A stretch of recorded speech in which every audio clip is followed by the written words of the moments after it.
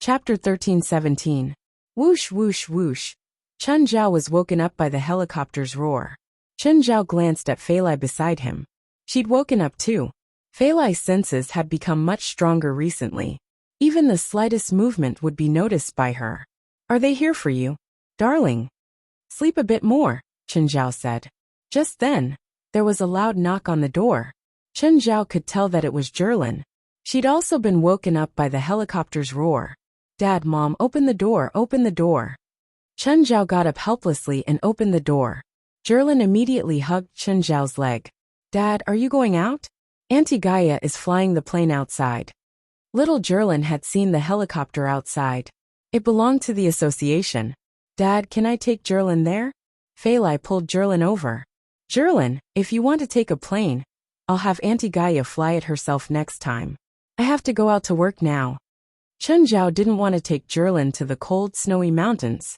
Jerlin had always stayed in the warmer LA area. She'd never been to such a cold area. She wouldn't be able to adapt. Plus, Chun Zhao was going to fight monsters. No matter what, it would be dangerous. Chun Zhao couldn't bring Jerlin. With Fei Lai's help, Chun Zhao finally got rid of Jerlin. He boarded the helicopter. Gaia, why are you flying the helicopter? Where are they? They went to the air base first. I'm here to pick you up, Gaia said. Is it West's plane again? Yes. Gaia nodded. Sit tight. Do you need earmuffs? Chun Zhao realized that Gaia's style of flying was completely different from Klaus. When Klaus flew the helicopter, he did all sorts of cool and difficult moves. Gaia, on the other hand, could only be described as stable.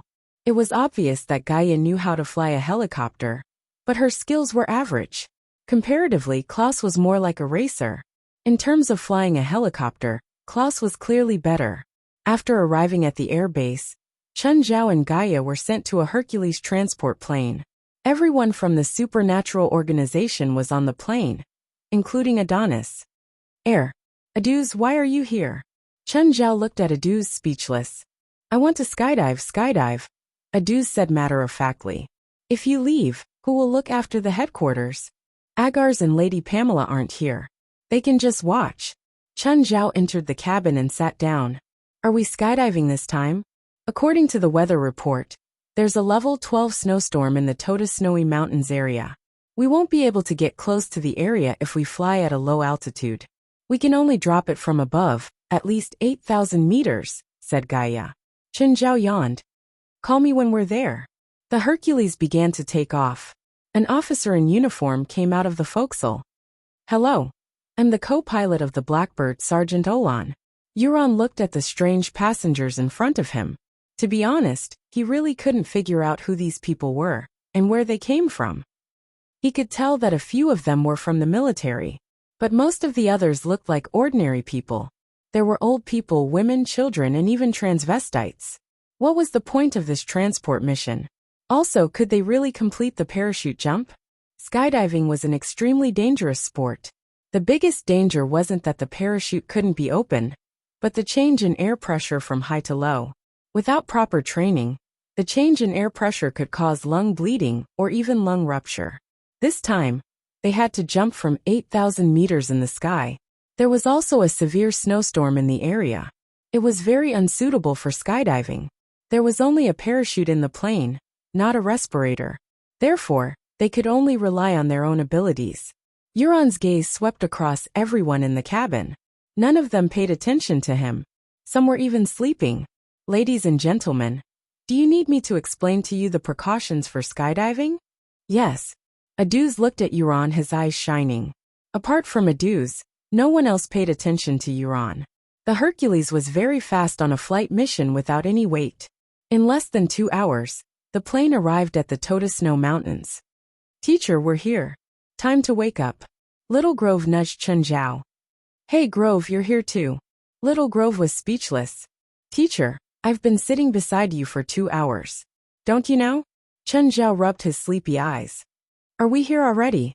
In the ruins, the blood seemed to be unaffected by gravity. It kept extending upward. The strong snowstorm couldn't blow the blood away. The blood gathered in the air. Gradually, the color of the blood began to change, and a white vortex appeared. Mother Kunkka, show yourself. Mother Kunkka, Suddenly, the ruins shook violently. A figure charged out of the ruins and pounced on a Kunkka believer. Mansari was shocked. So big. This werewolf is so big. The fallen believer's neck was bitten off by the werewolf before he could resist. The other Kunkka believers immediately fought back. The old Kunkka looked at the old werewolf. Rosenj, you lost. The old man clearly knew him. The old werewolf Rosenberg raised his head and looked at the white cyclone in the air. His eyes were filled with ruthlessness. Just then more snow wolves and werewolves appeared. The explosion was fierce, but it wasn't enough to kill all the Belv werewolves. Limu and Westana also crawled out from under Faith. They looked around and saw Mansari lying on the ground. They immediately rushed over. Colonel Mansari, are you okay? You're still alive? Mansari stared at the two girls in disbelief. They didn't die from the explosion. The old werewolf saved us, Limu said. He protected us. Colonel Mansari, the Belv aren't our enemy. The real enemy is the Kunkka. Mansari's eyes flashed as he looked at the scene. He could vaguely feel that things were really as Rosenj said. It was all a plot by the Kunkka believers. But he couldn't decide who the enemy was. He was just a soldier. He'd always been following orders. The surrounding werewolves and snow wolves started the fiercest battle with the Kunkka believers.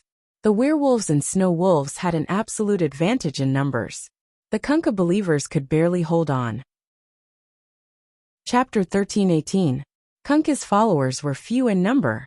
Facing the crazy werewolves, they could only retreat step by step. As the number of Kunkka's followers decreased, Elder Kunkka's chanting became faster and faster.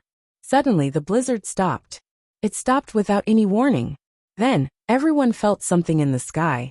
Everyone raised their heads to look at the sky. A huge icicle had appeared in the sky. The icicle was at least 5 meters long. It was like a finely cut diamond with distinct edges. And it was shining with colorful light. Just as everyone was intoxicated by the huge icicle, something happened. The icicles suddenly exploded, and thousands of fragments turned into the densest blades, scattering in all directions. The snow wolves and werewolves fell instantly. The blood of the snow wolves and werewolves gathered in the cyclone above Elder Kunkka's head. Rosenberg was also hit by the icicle shards. A few bloodstains appeared on his snow-white wolf skin. However, he did not fall. Rosenberg roared and pounced towards the cyclone. Suddenly, a wave of air rippled out from the cyclone. Rosenberg, who was in midair, was also knocked back more than 10 meters by the wave of air. In the center of the cyclone, a woman appeared. A completely naked woman. This woman was extremely beautiful. Her hair was like silver threads, her face was like frost, and her eyes were blood red. Kunkka, mother, welcome back. Kunkka, mother, welcome back. Is this woman Kunkka? Manzali stared at the woman. Kunkka's face was as cold as ice. His silver hair swayed even though there was no wind. Facing the roaring werewolves and snow wolves, Kunkka suddenly raised his arm and waved. Countless icicles appeared under the feet of the wolves and werewolves. Instant kill.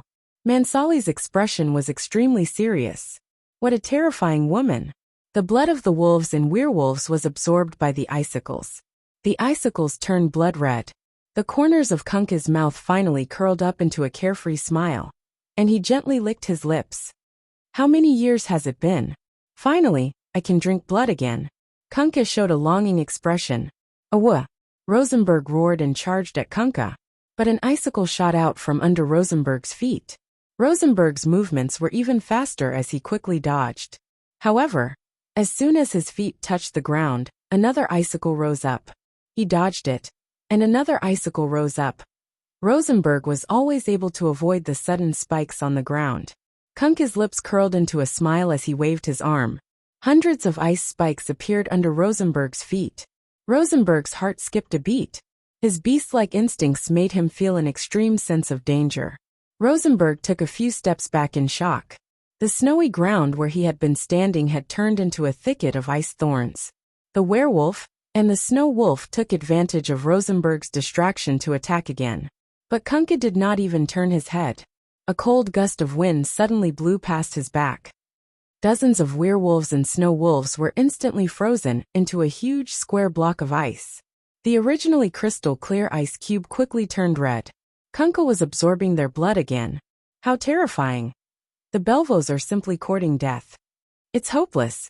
Kunkka's appearance has completely turned the tide of the battle. Even if the entire Belvov clan uses all their strength, they won't be able to defeat Kunkka. Mansari's face was filled with despair. Bang! Suddenly, Kunkka's left shoulder exploded. But Kunkka's shoulder did not bleed. It was as if the ice cube had been shattered. The cold air once again converged on Kunkka's shoulder, restoring it to its perfect state. Everyone, including Kunkka, was surprised by this. They all looked to the left, where there was a steep cliff covered in thick snow. Kunkka also looked at the cliff, and his face turned slightly cold. Suddenly, a huge icicle appeared above the cliff, and the icicle exploded in an instant. Klaus and West scrambled away from the scene. The two of them slipped and rolled down the snowy ground from the cliff. Mansari looked, and saw that it was West and Klaus.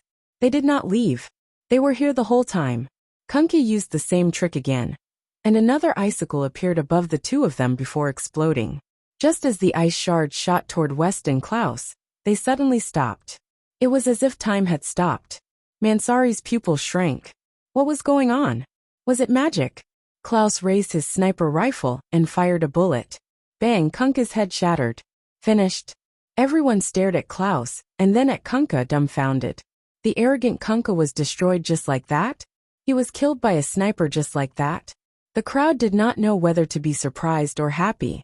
But before they could react, Kunkka's head healed again. Several huge ice cones appeared around Kunkka's body and pointed at West and Klaus. Die! Whoosh! The ice cones shot toward the two. Dodge! West yelled. He could not block such a powerful attack with his field of sluggishness. The field of sluggishness was not omnipotent. The stronger the attack, the more it consumed his field of sluggishness. The two split up and fled to the left and right. Rosenberg couldn't care less about the background of these two people. He only knew that since they were Kunkka's enemies, they were his allies on the battlefield. Rosenberg charged at Kunkka. Kunkka was caught off guard and was knocked down by Rosenberg. But the next moment, Rosenberg's claw could not reach him, because his claw was firmly held by Kunkka. Wolf pup, do you really think you can defeat me? Kunkka's strength was much greater than his. Her 10 fingers were all sharp ice thorns, and she swept them heavily at Rosenberg. 5 ghastly claw marks were left on Rosenberg's face. I've had enough of this farce. It's time to end it, Kunkka said coldly. At this moment, Kunkka's doppelgangers appeared one after another. There were countless of them in the sky and on the ground. Kunkka's doppelgangers began to attack every enemy on the scene. Boom! Suddenly, a flame descended from the sky. A woman covered in raging flames stood on the snowy ground. Everyone was shocked by this woman's sudden appearance. Manzali looked at Gaia in disbelief. Who was this woman, and where did she come from? Gaia swung her flaming sword and spun in a circle.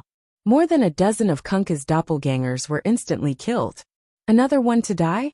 Kunkka looked at Gaia. Although Gaia's appearance was indeed impressive, Kunkka's expression did not change. She did not think that anyone could defeat her. Her doppelgangers were endless. No matter how strong Gaia was, she could not stop her doppelganger army. Suddenly, a parachute landed on her head and enveloped her completely. Everyone saw an old man land on the ground. Chapter 13:19. Run! Gaia roared as he ran toward Aduz. Aduz was a complete novice. He didn't even realize that his parachute had caught something. Confused, Aduz turned around and saw that the parachute on his back seemed to contain someone. However, before he could get close to see what was going on, the parachute was torn open. Countless ice spikes pierced out of the parachute. Kunkka's back was like a sea urchin. It was full of sharp, slender ice spikes. Kunkka's face darkened. No one would be happy after being insulted like this. Aduz was so frightened that he ran away. Kunkka pointed at Aduz, and countless Kunkka clones attacked Aduz. Suddenly, a bone spear fell from the sky and landed on Aduz's back. The moment the bone spear landed, a gray aura spread in all directions with the spear as the center. The clones that got close to the bone spear instantly melted into ice and snow. Another parachute dropped, and Helis landed on the ground smoothly. Numerous bone spears appeared around Helis and pointed in all directions. Mansari's heart jumped. She looked up at the sky, As expected, there were more than 10 parachutes descending. Were they all members of the supernatural organization? Had they predicted that things would develop like this? Was that why they were prepared?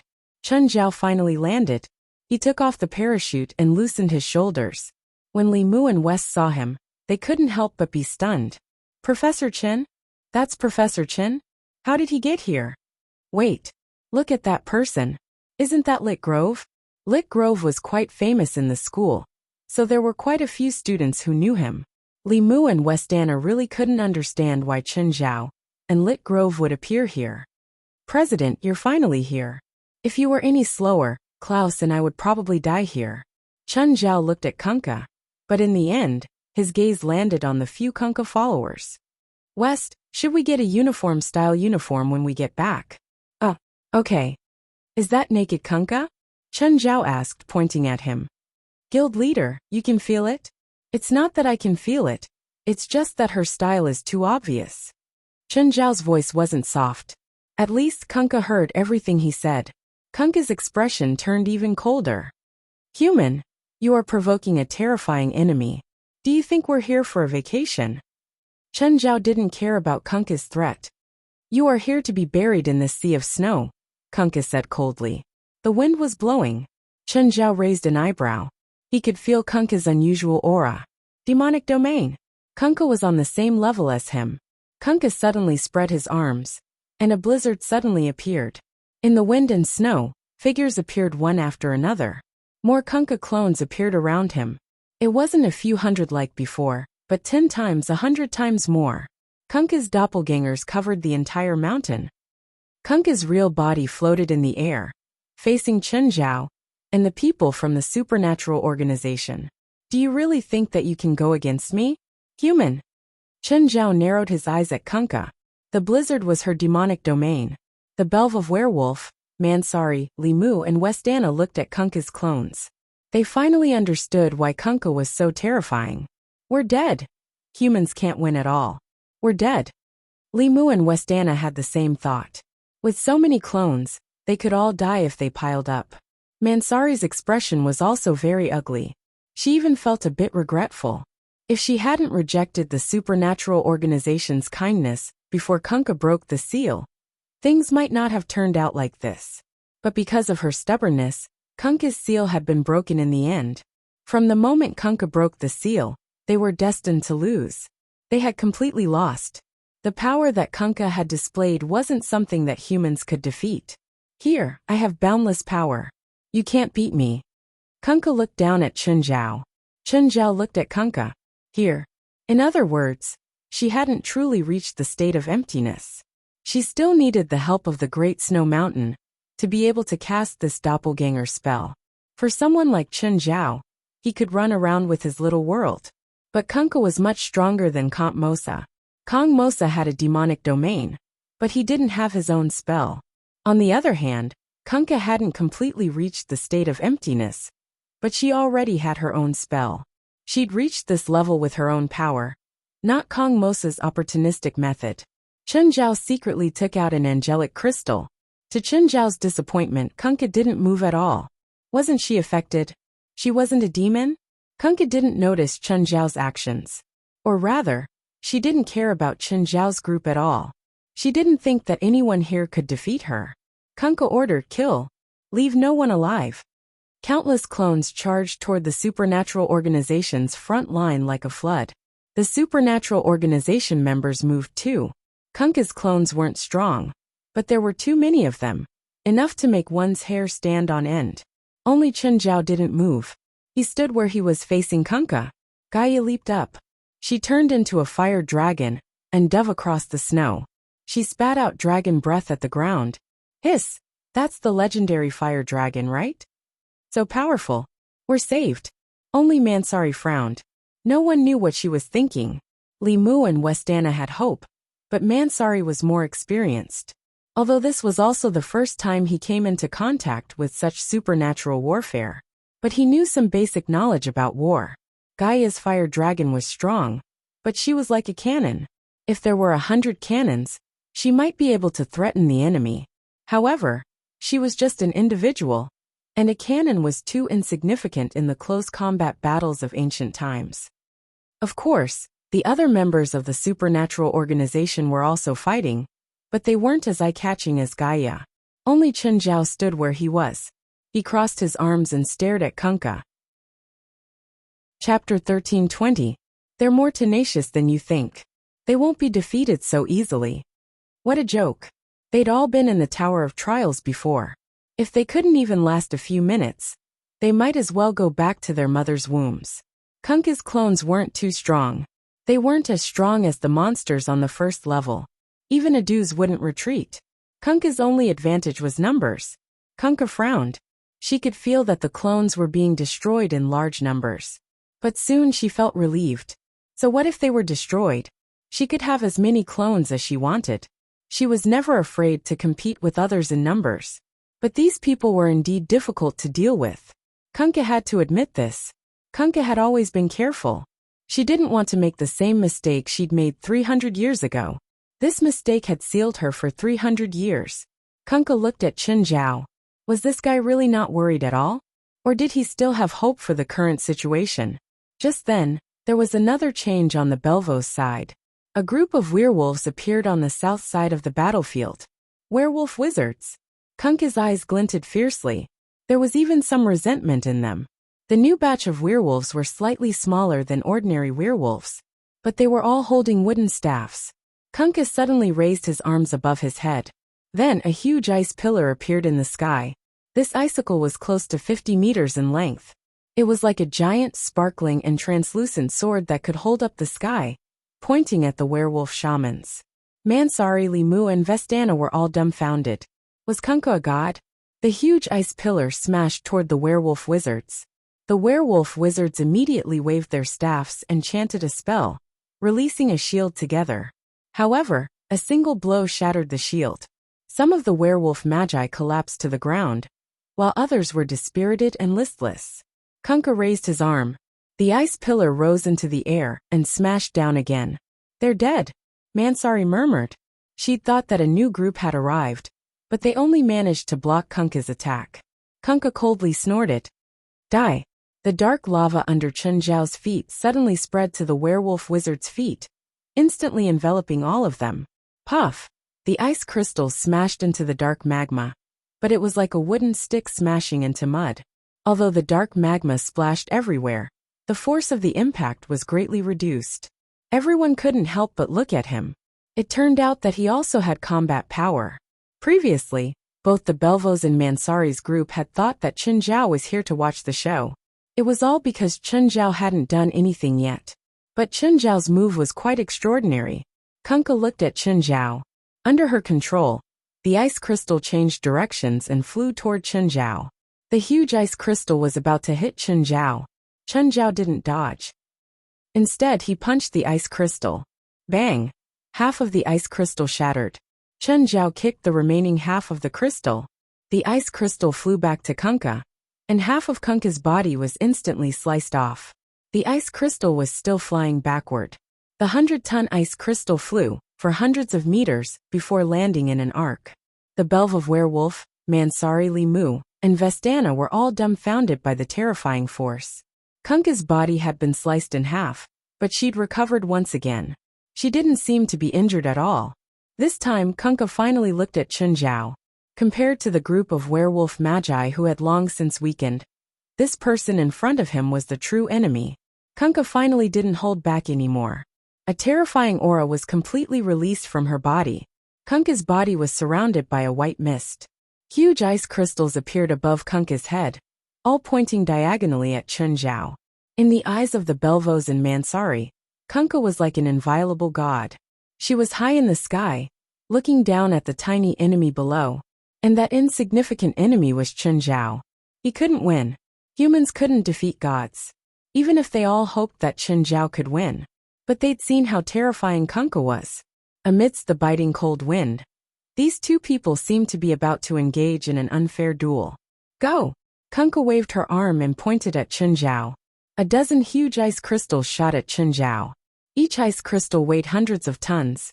With the boost of speed, it was even more unstoppable. Chen Zhao moved too. He quickly threw a few punches.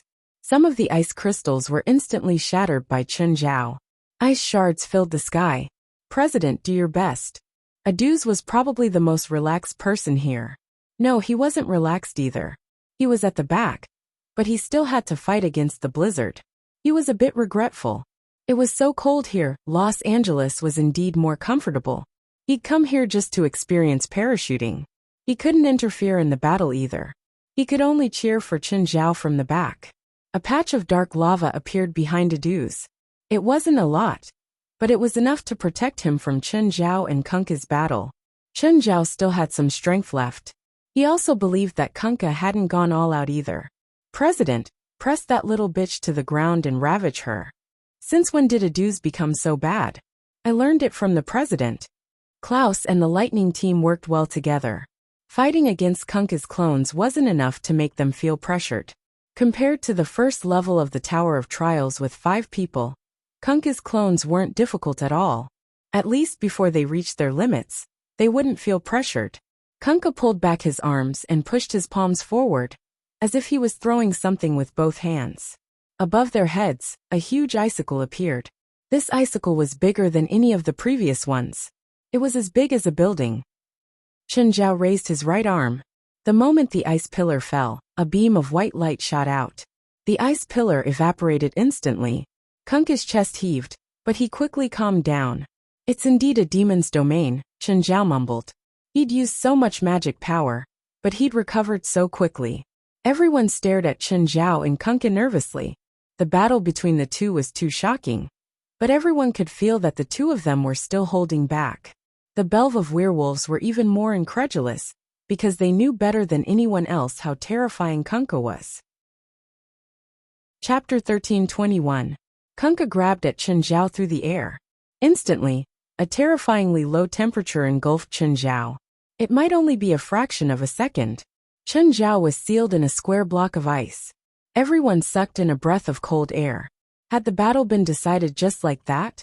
The next moment, the ice cracked and Chen Zhao walked out unscathed. The dark lava suddenly shot toward Kunkka and grabbed him tightly. The dark lava had wanted to corrode Kunkka. Kunkka wasn't like the normal opponents Chen Zhao had faced in the past. The dark lava couldn't corrode Kunkka at all. Chen Zhao immediately changed tactics. He grabbed Kunkka and smashed his head with a punch. Kunkka's body also turned into ice water. The next moment, the ice water reformed in the distance and turned back into a human shape. As expected, an empty enemy wouldn't be defeated so easily, even if the opponent wasn't truly empty. As long as they were in the snowy mountain area, she was on the same level as Chen Zhao. Watching the battle, the others couldn't help but be in disbelief. The battle between the two completely exceeded their imagination. Both Kunkka and Chen Zhao, Mansari found it even more unbelievable. If only he'd known the supernatural organization's power earlier. If only he'd known the supernatural organization's leader's power earlier. He definitely wouldn't have treated West like that. Now he needed to consider how they would get along in the future.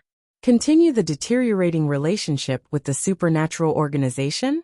As a superior and subordinate, he could indeed target the supernatural organization. But this was definitely a very stupid action. Of course, the existence of the supernatural organization had its value. For example now, if something similar happened in a certain area, he would have to take responsibility then. But how could he take responsibility? He could just send his subordinates or lower departments to deal with it. But only the supernatural organization could deal with this. Mansari looked at Chen Zhao's back, and the members of the supernatural organization. Every member was so extraordinary. He really shouldn't have been so impulsive. Chen Zhao was a bit tired of this soft battle. Are you done playing? Chen Zhao asked. Kunkka stared at him. Do you want me to be serious? Do you think you can fight me? I'll try. Chen Zhao shrugged. Kunkka narrowed her eyes at him. She could feel it too. With the intensity of the previous battle, he indeed wouldn't be able to defeat Chen Zhao.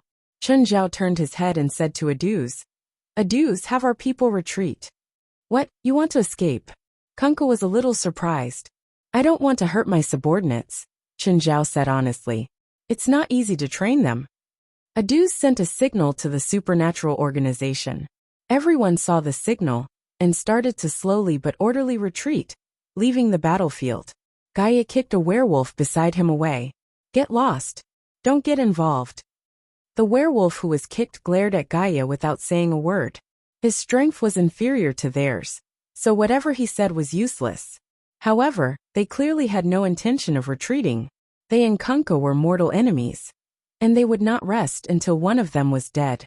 Gaia ignored the Belvos. She began to move closer to her companions, covering their retreat. West retreated to Mansari's side. He turned around and smiled mockingly. "Colonel Mansari, do you need help?" Mansari's face was cold, and he didn't speak. But he knew that anything he said now would be embarrassing. Limu and Westana helped Mansari up. Gaia was at the front, and was in charge of the retreat. Gaia turned into a fire dragon again, and spewed out dragon breath. All the clones that got close were melted. How could Kunkka let Chenjiao's people retreat so easily? He immediately controlled more clones to attack Gaia's group. Chenjiao took out the 1,000 stone swords. When they appeared, everyone was stunned. They'd never seen Chenjiao use this move before. Suddenly, the 1,000 stone swords flew up and shot toward Kunkka's clones. In an instant, Kunkka's clones fell down in droves. Everyone's expression froze. "Wolf pups over there. If you don't want to die, get lost," Chenjiao reminded. Chenjiao hadn't mastered the 1,000 swords manipulation yet. This was also why he'd told his people to retreat. Once the 1,000 swords manipulation was activated, it wouldn't differentiate between friend and foe. The werewolves of the Belvov clan were also startled by the commotion. The scene of 1,000 stone swords flying in the air was truly spectacular. Of course, it was also frightening. Kunkka also attacked Chenjiao. Countless icicles suddenly rose around Chenjiao. These icicles obviously weren't a threat to Chenjiao. Kunkka didn't expect to use them to defeat Chenjiao. This was just the prelude to her real attack. The next moment, countless icicles exploded and pieces flew everywhere. The entire area was covered in ice dust. The 1,000 stone swords moved at this moment, shooting towards Kunkka. Kunkka immediately flew higher and avoided the attacks of the 1,000 stone swords. Chenjiao dashed out of the range of the ice dust and jumped up to hug Kunkka. Icicles grew out of Kunkka's body like a porcupine. Chenjiao had to let go. Kunkka pulled away and looked at Chenjiao in the air. One had to admit that Chenjiao was the toughest and most troublesome enemy Kunkka had ever met. Even the enemy who'd sealed her back then wasn't as troublesome as Chenjiao. Back then, she hadn't been sealed because she'd been defeated. She'd only been ambushed. But this time, she was facing an enemy who could fight her head-on. After fighting for so long, Chenjiao wasn't at a disadvantage. He didn't even show any signs of fatigue. At this moment, she had to admit that Chenjiao was an enemy of the same level. Kunkka's eyes hardened, as if she'd made up her mind. Kunkka's clones started gathering toward her main body. Chenjiao saw that Kunkka's actions looked like they were fusing. However, unlike Chenjiao's 10,000 techniques returned to one, Kunkka was purely fusing her clones with her main body. Her clones were all made of ice and snow. After fusing, Kunkka's body grew larger and larger. Soon Kunkka had become extremely huge. This was Kunkka's limit, even though there were still many clones that hadn't fused. If he continued to grow, Kunkka wouldn't be able to move. Everyone had been retreating from the center of the battlefield.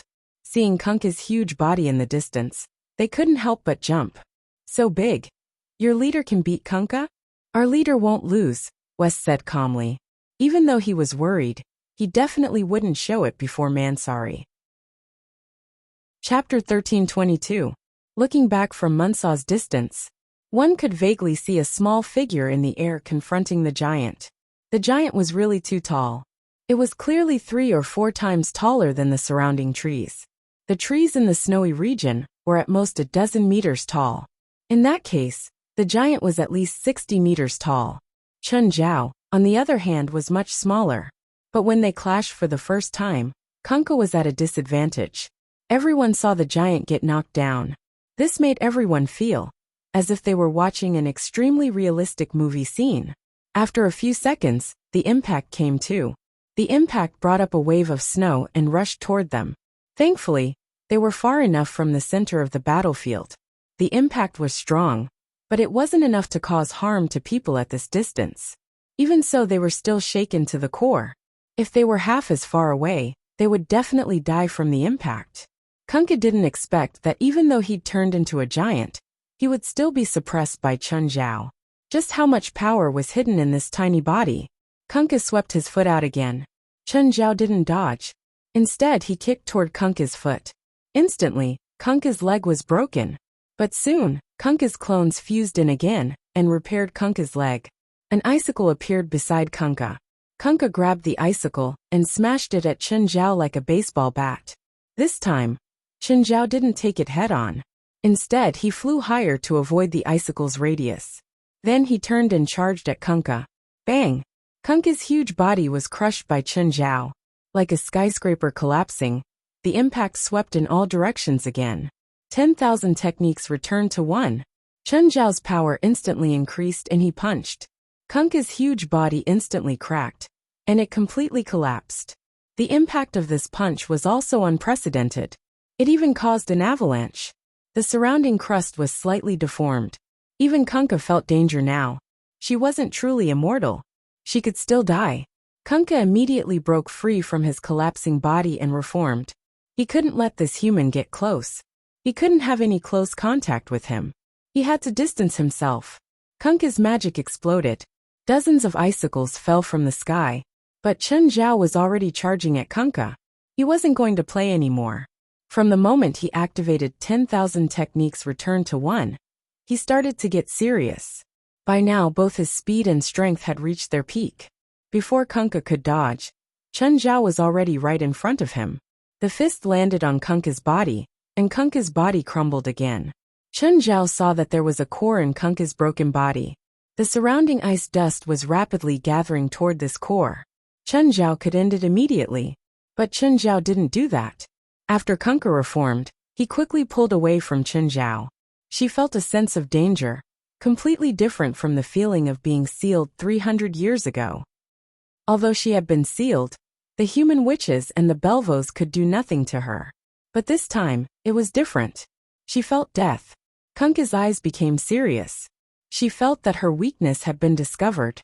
If it was an ordinary person who discovered her weakness, it wouldn't matter. Even if those people knew her weakness, they wouldn't be able to pose a threat to her. But Chun Zhao was different. This human had power that was above him. I'm done. Chun Zhao suddenly lost interest. Kunkka wasn't as strong as he thought. Seeing Chun Zhao suddenly turn around, Kunkka was confused. You want to escape? Chun Zhao stopped and turned to Kunkka. Are you sure you want me to kill you? If you can do it, why don't you kill me? There's a saying in China, Chun Zhao replied. Chun Zhao had considered many things. If it was like what he thought in the past, he would definitely eliminate all evil. But now, Chun Zhao had to consider more problems. Kunkka's expression wasn't so good. She had survived not because of her own power, but because Chun Zhao had let her live. Hide in the mountains. If I receive an order to kill you next time, you won't be so lucky. Everyone realized that the battle had calmed down. Even the snowstorm had stopped. Everyone was waiting anxiously. Finally, they saw Chun Zhao. Chun Zhao walked toward them unhurriedly. President, is it over? Is Kunkka dead? Chun Zhao shook his head, looking tired. No, I can't kill her. She escaped into the mountains. Why didn't you kill her? Mansari asked, dissatisfied. Chun Zhao looked up. Who are you? What right do you have to yell at me? I represent the military, Mansari snorted coldly. Soon, I'll also be your superior. Chun Zhao strolled forward and slapped him. I don't care who you are. Anyway, you're just a bug in my eyes right now and in the future. Mansari covered his face. The burning sensation kept irritating him. What was even more intolerable was that this slap was given to him by his future subordinate. I'm going to squash you like a bug. Chun Zhao looked down at Mansari. You have to show enough respect to me and the supernatural organization. Otherwise, we won't clean up your useless superior's mess anymore. Mansari looked at Mansari. Chun Zhao's words stabbed deeply into Mansari's pride and self-esteem. Chun Zhao's attitude was no different from falling out with Mansari. Mansari couldn't do anything about it. Clashing with the supernatural organization head-on was clearly the most unwise choice. Chun Zhao left with his people. Everyone looked at Mansari with disdain and mockery. President, is Kunkka really not dead? West asked. No. I can defeat her, but I can't kill her. West didn't ask anymore. To be honest, he was happy with this result. As for whether Chen Zhao really couldn't kill Kunkka, or let her live, what was the difference between that and letting Kunkka live on purpose? If Kunkka was alive, Mansari couldn't leave the supernatural organization. West also suspected that Chen Zhao had let Kunkka go on purpose. But West and Chen Zhao had a tacit understanding about this. Some people in the organization could guess what Chen Zhao and West were thinking. A few kids were naive and didn't know about these things. Chapter 1323.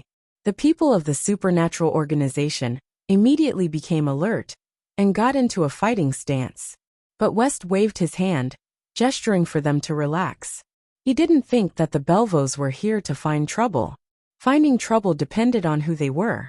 They could face the military head-on, because the military couldn't do anything to them. But if they went head-to-head with the supernatural organization, they would be massacred.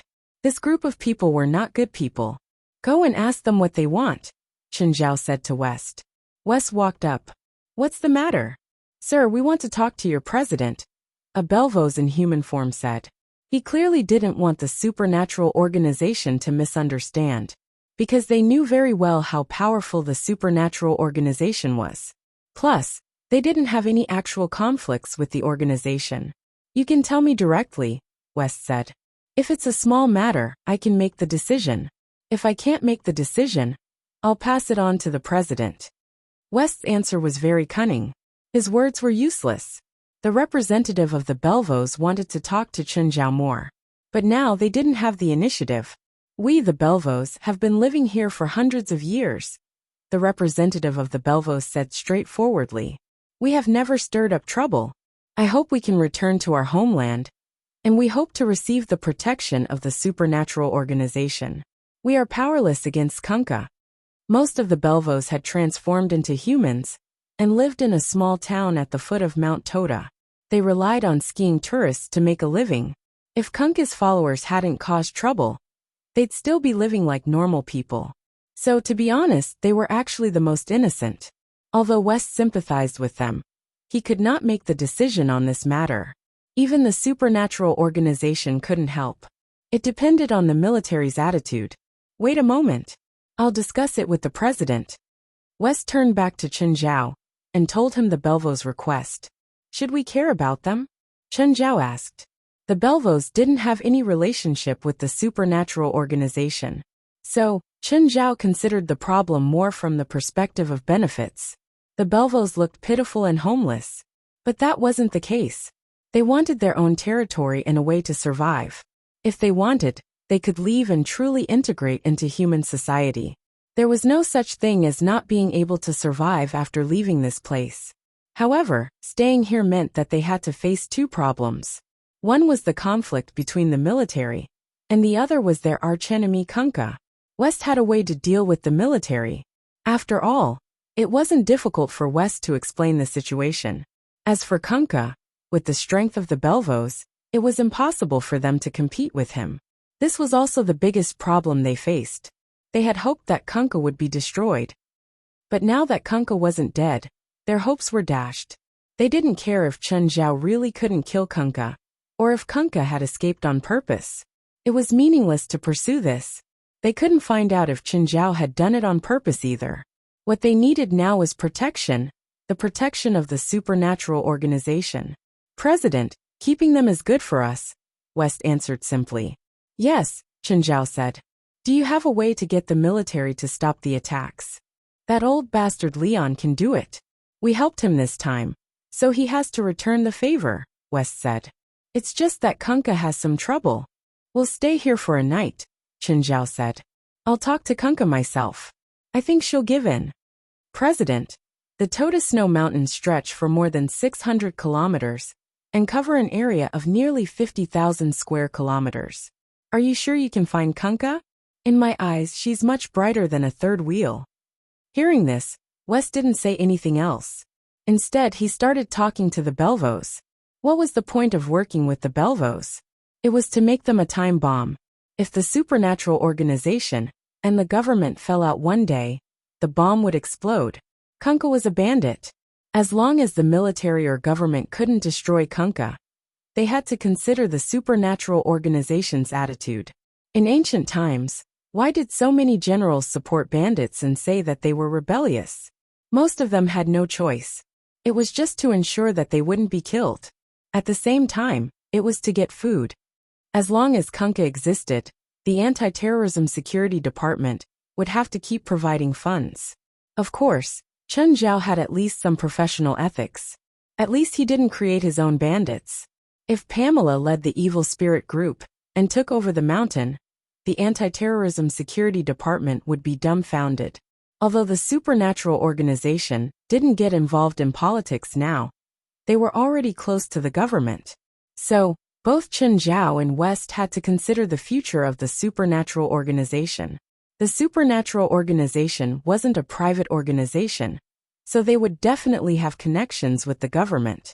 So, under the premise of keeping their moral bottom line, it was necessary to raise the supernatural organization's importance.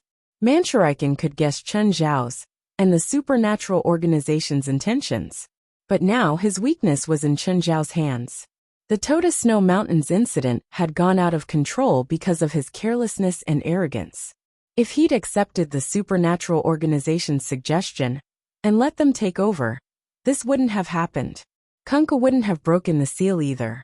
At night, Chen Zhao, West, and the representative of the Belvos entered the depths of the snow mountains. It didn't take much effort for the three to find Kunkka. Kunkka was hiding in the Great Snow Mountain, together with her followers. With a big radar like Chen Zhao here, it was meaningless for Kunkka to hide anywhere. Kunkka didn't expect to clash with Chen Zhao again so soon.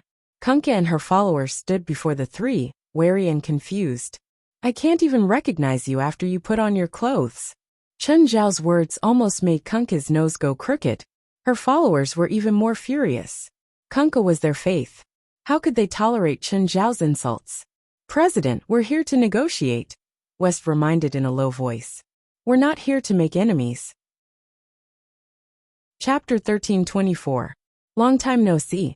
Kunkka looked at Chen Zhao. Was this human crazy? They'd only been apart for less than 12 hours. More accurately, it had only been 10 hours and 51 minutes. Unlike Kunkka's followers, Kunkka was extremely calm now. No matter how much she hated Chen Zhao, she couldn't change the fact that she was only alive because Chen Zhao had spared her life. Chen Zhao definitely wasn't here to kill her now. If he wanted to, he would have done it long ago. Of course, Kunkka knew that she didn't have the initiative right now. Unless she wanted to die. Kunkka didn't want to die, so she could only suppress her anger and hatred. Tell me what you want. Kunkka ignored the representative of the Belvos standing beside Chen Zhao. West walked up. Ms. Kunkka, we want to sign an agreement with you. The supernatural organization and me? Us too. The representative of the Belvos said angrily. Kunkka had clearly seen through his background, but she'd purposely ignored him. This infuriated him. But what could he do? The Belvos were too weak. If it weren't for the supernatural organization, Kunkka would have killed him immediately. You, Belvos, do you losers have the right to sign an agreement with me? Kunkka's attitude toward the Belvos was very rude. But it was understandable. After all, she'd been sealed by the Belvos for 300 years. It would be a joke if she had any good feelings toward the Belvos. Her hatred for the Belvos was much stronger than Chen Zhao's. What's there to be proud of? The representative retorted. You're just struggling at death's door now. Say that again? Do you believe I won't skin you alive? Okay, shut up, West scolded. This time, we are here for a discussion between the three of us, not to watch a quarrel. Discuss what? What's there to discuss? I have nothing to discuss with you. Kunkka snorted coldly. I think this discussion is beneficial to all three of us, so I'm hosting it. If you think there's nothing to discuss, then fine. Let's start an all-out war. West's attitude was even more unyielding. Just as the saying goes, the fist is the greatest reason. Chen Zhao and him weren't here to reason. They were here to set the rules. Kunkka's face darkened. What do you want to talk about? You and your followers, as well as the Belvov clan, the division of territory in the Tota Snow Mountain, and the rules. This used to be my territory. I have no intention of sharing it with others. You're talking about something that happened 300 years ago. If you still think like that, then you'll either die here or be banished from the Great Pagoda Snow Mountain. Kunkka stared at Chen Zhao and West angrily. How so? Kunkka finally relented. Kunkka was not stupid. Even if she was out of touch with the times for 300 years, it did not mean that she was a fool. Moreover, she had so many loyal followers. Her previous tough attitude was just to fight for more benefits for herself. West took out the map of the Great Snow Mountain Range that he had prepared earlier. With this line as the division, this place will belong to you. The Belvov clan will return to their territory. This place will belong to them. No way, why is their territory so much bigger than ours? The representative of the Bellwave clan immediately objected. Because we're stronger than you wolf cubs. Isn't that reason enough? Kunkka sneered. At this time, one of Kunkka's followers came to Kunkka's side and whispered something. I object to this division, Kunkka immediately said. Why can they get a tourist spot? You also want a tourist spot? Wes was surprised. I don't need it, but my followers do, Kunkka said. Kunkka was not alone. Of course, she had to consider her followers. After all, her followers had been trying hard to help her break the seal for 300 years. Kunkka was not the kind of person to be ungrateful. The so-called evil was just a matter of different interests. If Chen Zhao was sealed one day, he would probably be labeled as evil or something. You want to trick humans into your territory, and then torture them to death, right? The representative sneered. You've done this many times. Maybe they've done it before, but it's no longer necessary, Kunkka said calmly. In short, I will never agree to this plan.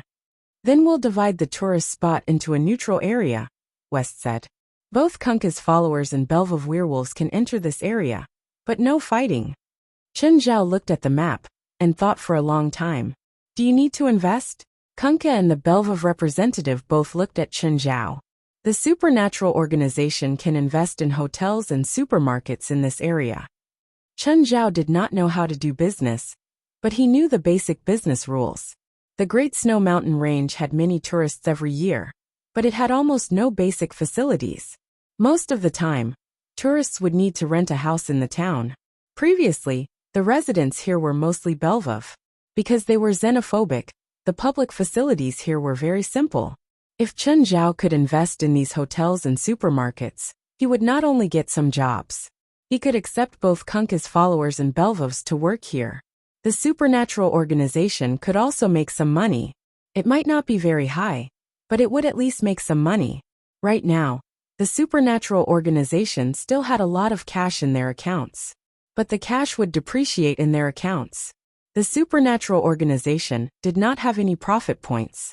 So it might be a good thing for the organization to have a way to make money.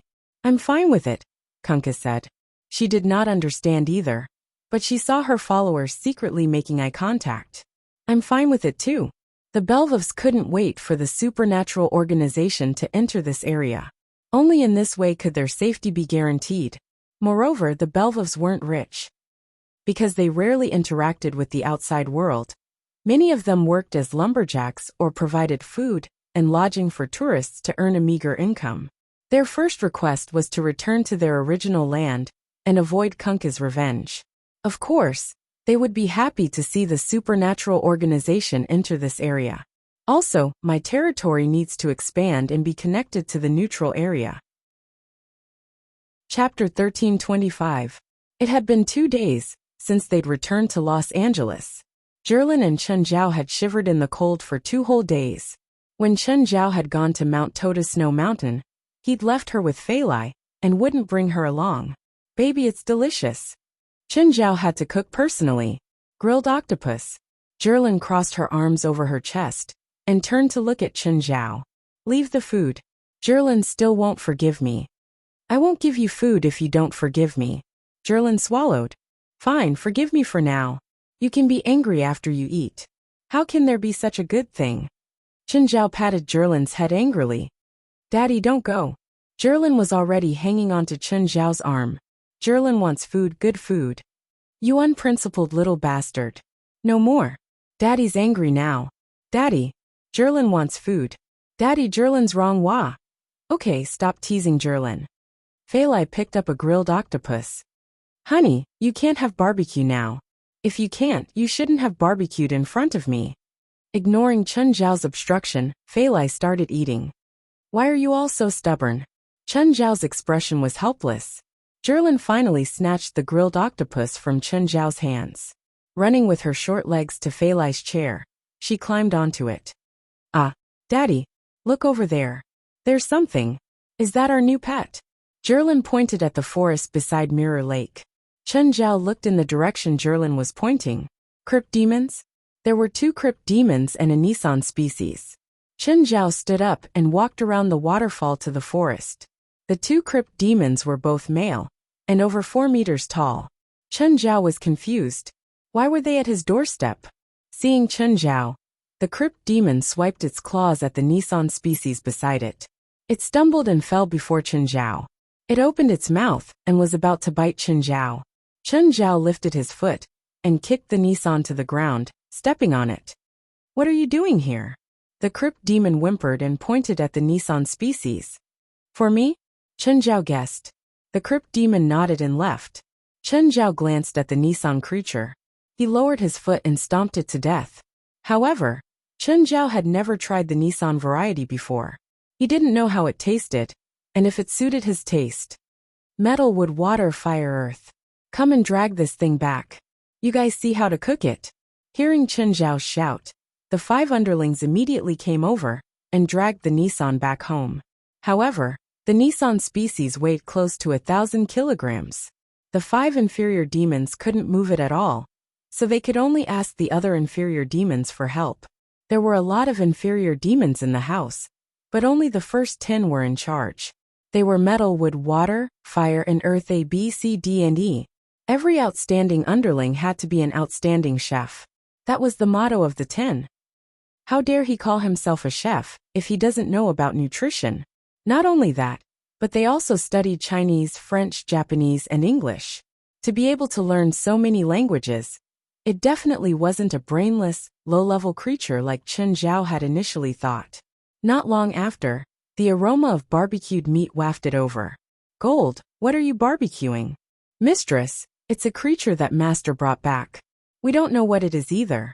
Don't you know that I can't eat barbecued meat? Fei Lai asked, displeased. Mistress, this meat is soft and juicy. It's also rich in protein, so it's perfect for barbecuing. Don't worry about not being able to eat it. If you roast it with lemon juice, not only will it taste better, it'll also help your digestion. It's good for both you and the unborn master. A while later, an underling came over with a plate. There were 2 pieces of barbecued meat on the plate. Jerlin wants it too, Jerlin wants it too.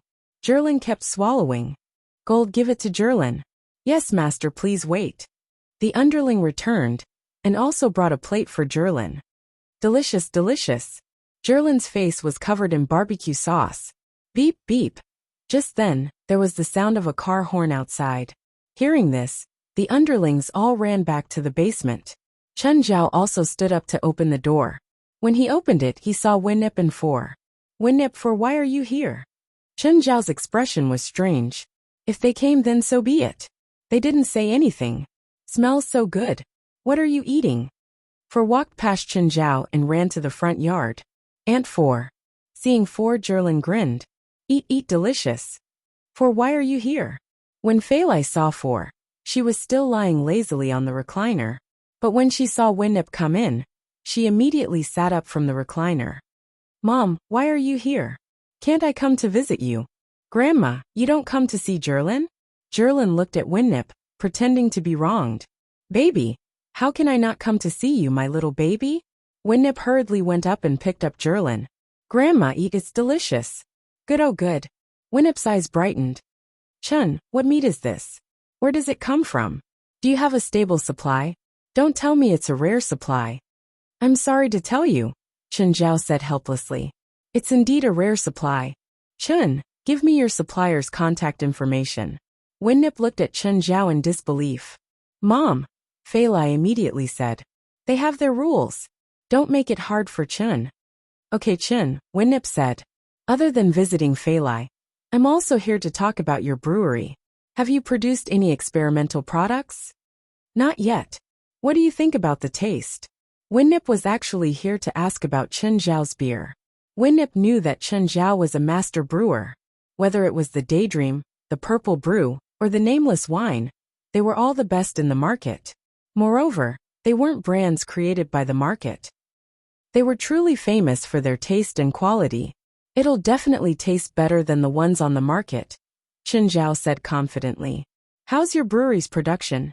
At most 150,000 tons in the first year, Chen Zhao said. That's not enough. Increase production. Winnip panicked.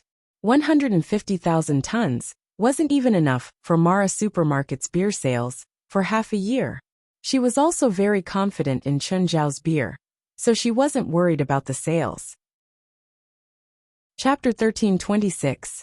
Supermarkets were the main sales channel for beer, and Mara Supermarket was famous for its alcohol. Alcohol had always been Mara Supermarket's biggest selling product. This was because Mara Supermarket was publicly recognized as the best channel for alcohol. Customers were more willing to buy alcohol from Mara Supermarket. Last year, Mara Supermarket sold 1/3 of all beer in California. It seemed like 33% of the market, but in reality, Mara Supermarket only had less than 10% of the market. However, beer took up 33%, and that was just beer. Other alcohol sold even more. Some varieties and brands even took up 90% of the sales, especially some expensive ones. This was especially true for some expensive wines. Customers were more willing to trust Mara Supermarket, so the sales of expensive wines were particularly high. Some foreign tourists who came to California would go to Mara Supermarket to buy a few bottles of expensive alcohol to bring back. This led to the sharp heads of the manufacturers trying to get into Mara Supermarket's shelves. On the other hand, Mara Supermarket's beer sales didn't have as much market share as other alcohol. There were many big brands, but other supermarkets had them too. They didn't have to go to Mara Supermarket to buy beer. However, Winnip hoped to increase the beer's market share through aging beer. For Mara's Supermarket, customers were the biggest value. As long as the aged beer could be liked by customers and was exclusive, it could definitely increase the beer's market share. There's nothing I can do, Chen Zhao said helplessly. There's only so much production. I can't increase it. Chen Zhao couldn't increase production just because he wanted to. In order to increase the productivity of beer, more fermentation ponds and more production and assembly lines were needed. He needed to invest more money. Chen Zhao was rich, but it didn't mean that he would invest in an unfamiliar and unproven industry. Even if he had a bright future, he would still invest a small amount in the beginning. If he could open up the market this year, he would consider investing more money to increase production. Chun, if you don't have money to expand production, I can lend you some. Winnip really didn't want to miss this opportunity. To her, as long as the quality of the aged beer was good enough, it would definitely be a great tool to expand Mara Supermarket.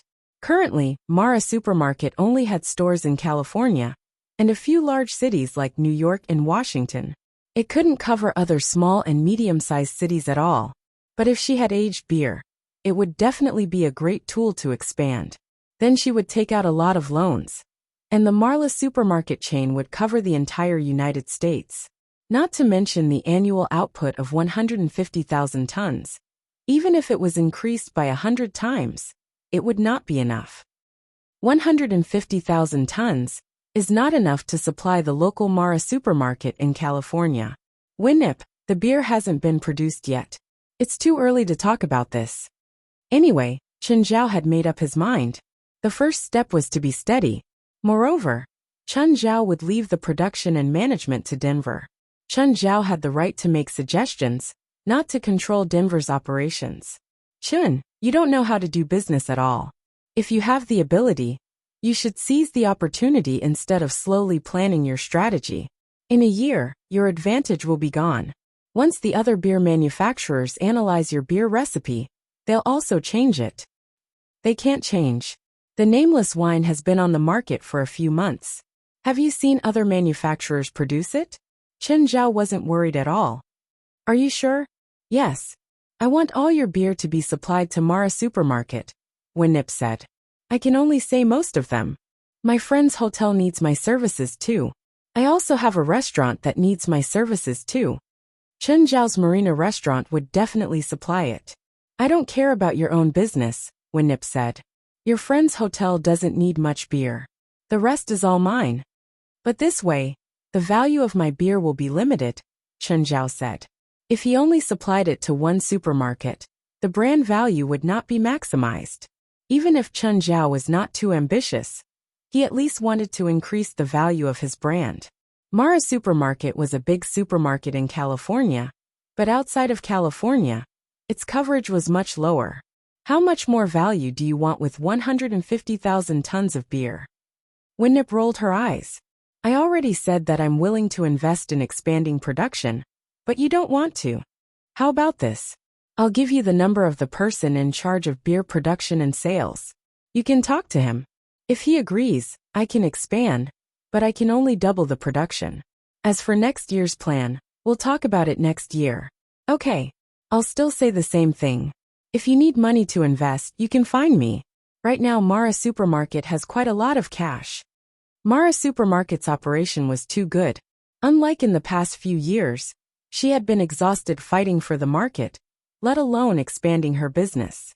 Several supermarket chains were not something that Mara Supermarket could compete with. Things were different now. Mara Supermarket had expanded its influence with its unique alcohol culture. So Winnip was very confident now. She did not expand blindly mainly because she did not want to dilute her shares too much. Moreover, the bank would not give Winnip a loan that was more than 10 times the market value of Mara Supermarket. Of course, Chen Zhao also did not want his brewery to be controlled by someone else. Even if it was Winnip, Chen Zhao still hoped to have it in his hands. Winnip was Fei Lai's mother, but she was talking to Chen Zhao as a businesswoman. Chen Zhao was willing to let Winnip put the beer on the shelves for the sake of family. But Mara Supermarket was definitely not his only choice. As for whether it would be listed in the future, it was still too far away for Chen Zhao. Chen Zhao did not even consider something so far away. Grandma, have some meat. Jerlin brought another piece of meat over. Winnip ate Nissan's barbecued meat. Chen, is there really no way to supply this meat on a large scale? Winnip knew very well how beneficial it would be to Mara Supermarket if it could be supplied on a large scale. Have you seen truffles sold in supermarkets? Chen Zhao asked. Yes, Mara Supermarket has them. Chen Zhao rolled his eyes. It was said that truffles could not be grown artificially. That was a lie. However, it was true that cultivated truffles did not taste as good as wild truffles. This was undeniable. The truffles sold in supermarkets were less than $100 per kilogram. Compared to real truffles, they were many times worse.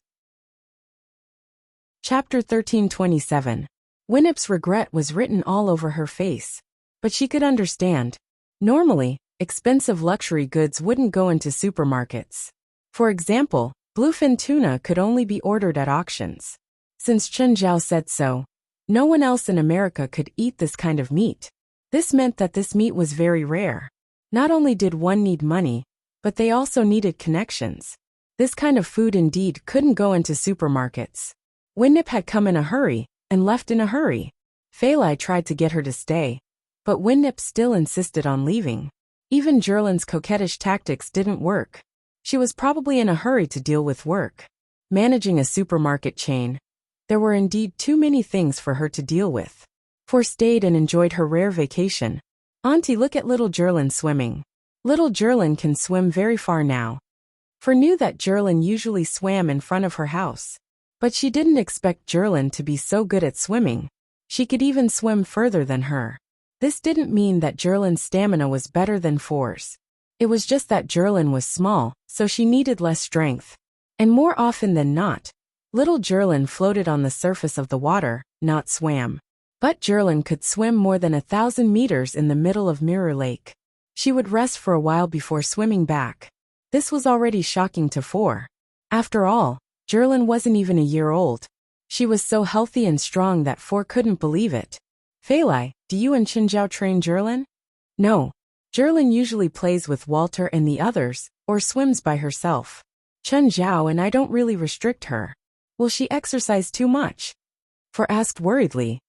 It's not good for bone development. But thinking about it, Chen Zhao was here. He was an expert in medicine and kinesiology. Since he wasn't worried, For's worries were unnecessary. Lots of exercise wasn't necessarily good. Even adult exercise had to be controlled. Some athletes even had amazing results on the field when they were young. But after retirement or old age, all kinds of diseases would attack them like fierce beasts. Children had to be even more careful. Of course, proper exercise can promote growth. But if they exercised too much, it would affect their growth and health. In fact, for children, running and jumping every day was the best exercise. Deliberately training children may not be good for them. Chen Zhao and Fei Lai wouldn't restrict Zhilin most of the time. Apart from her personality, he would deliberately guide her. In other aspects, it allowed her to let go of herself. Little Zhilin, on the other hand, had been accompanied by Princess and the others since she was young. In the near future, she would also have a little brother or sister, so she would not feel lonely. Chen, what were the results of Fei Lai's pregnancy test? Fei Lai and her baby are very healthy. Then do you plan to have Fei Lai have a natural delivery or a C-section?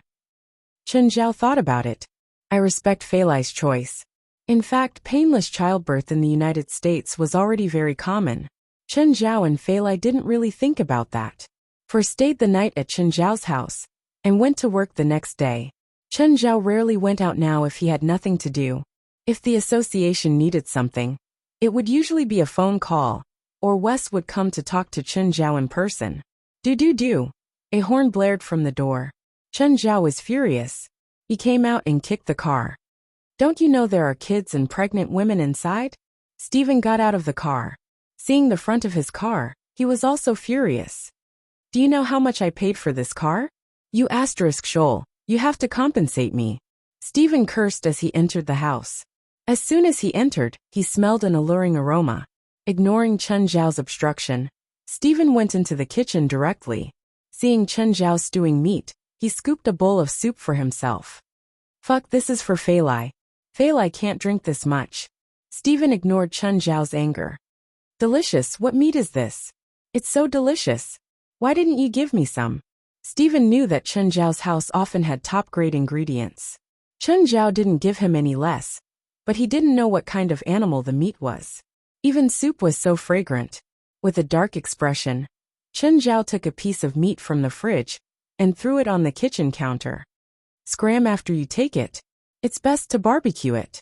If it's for pregnant women, you can make soup too. I'm here to invite you and Fei Lai to our movie's ending party. Is this your attitude? No, it's not convenient for Fei Lai. I have to accompany her. You don't have to go, but where's the gift? Chen Zhao searched his body and took out a lucky coin. Take it. You know how to use it. What are you giving it to me now?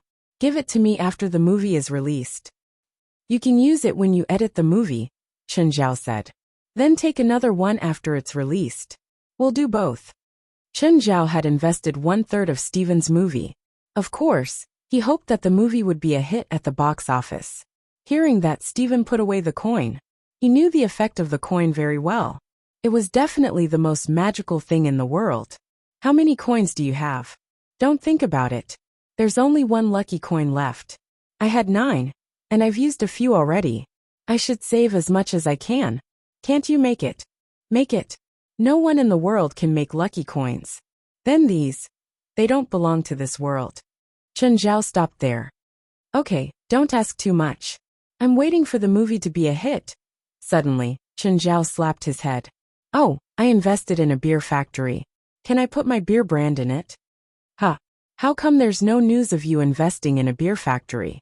I just thought of it a few months ago, Chen Zhao said. Okay, I'll go shoot a few scenes. Oh, what's your brand? Do you have a brand? Mountain brand, Chen Zhao said. I'll have someone send the brand over. Chen Zhao picked up his phone and called Denver.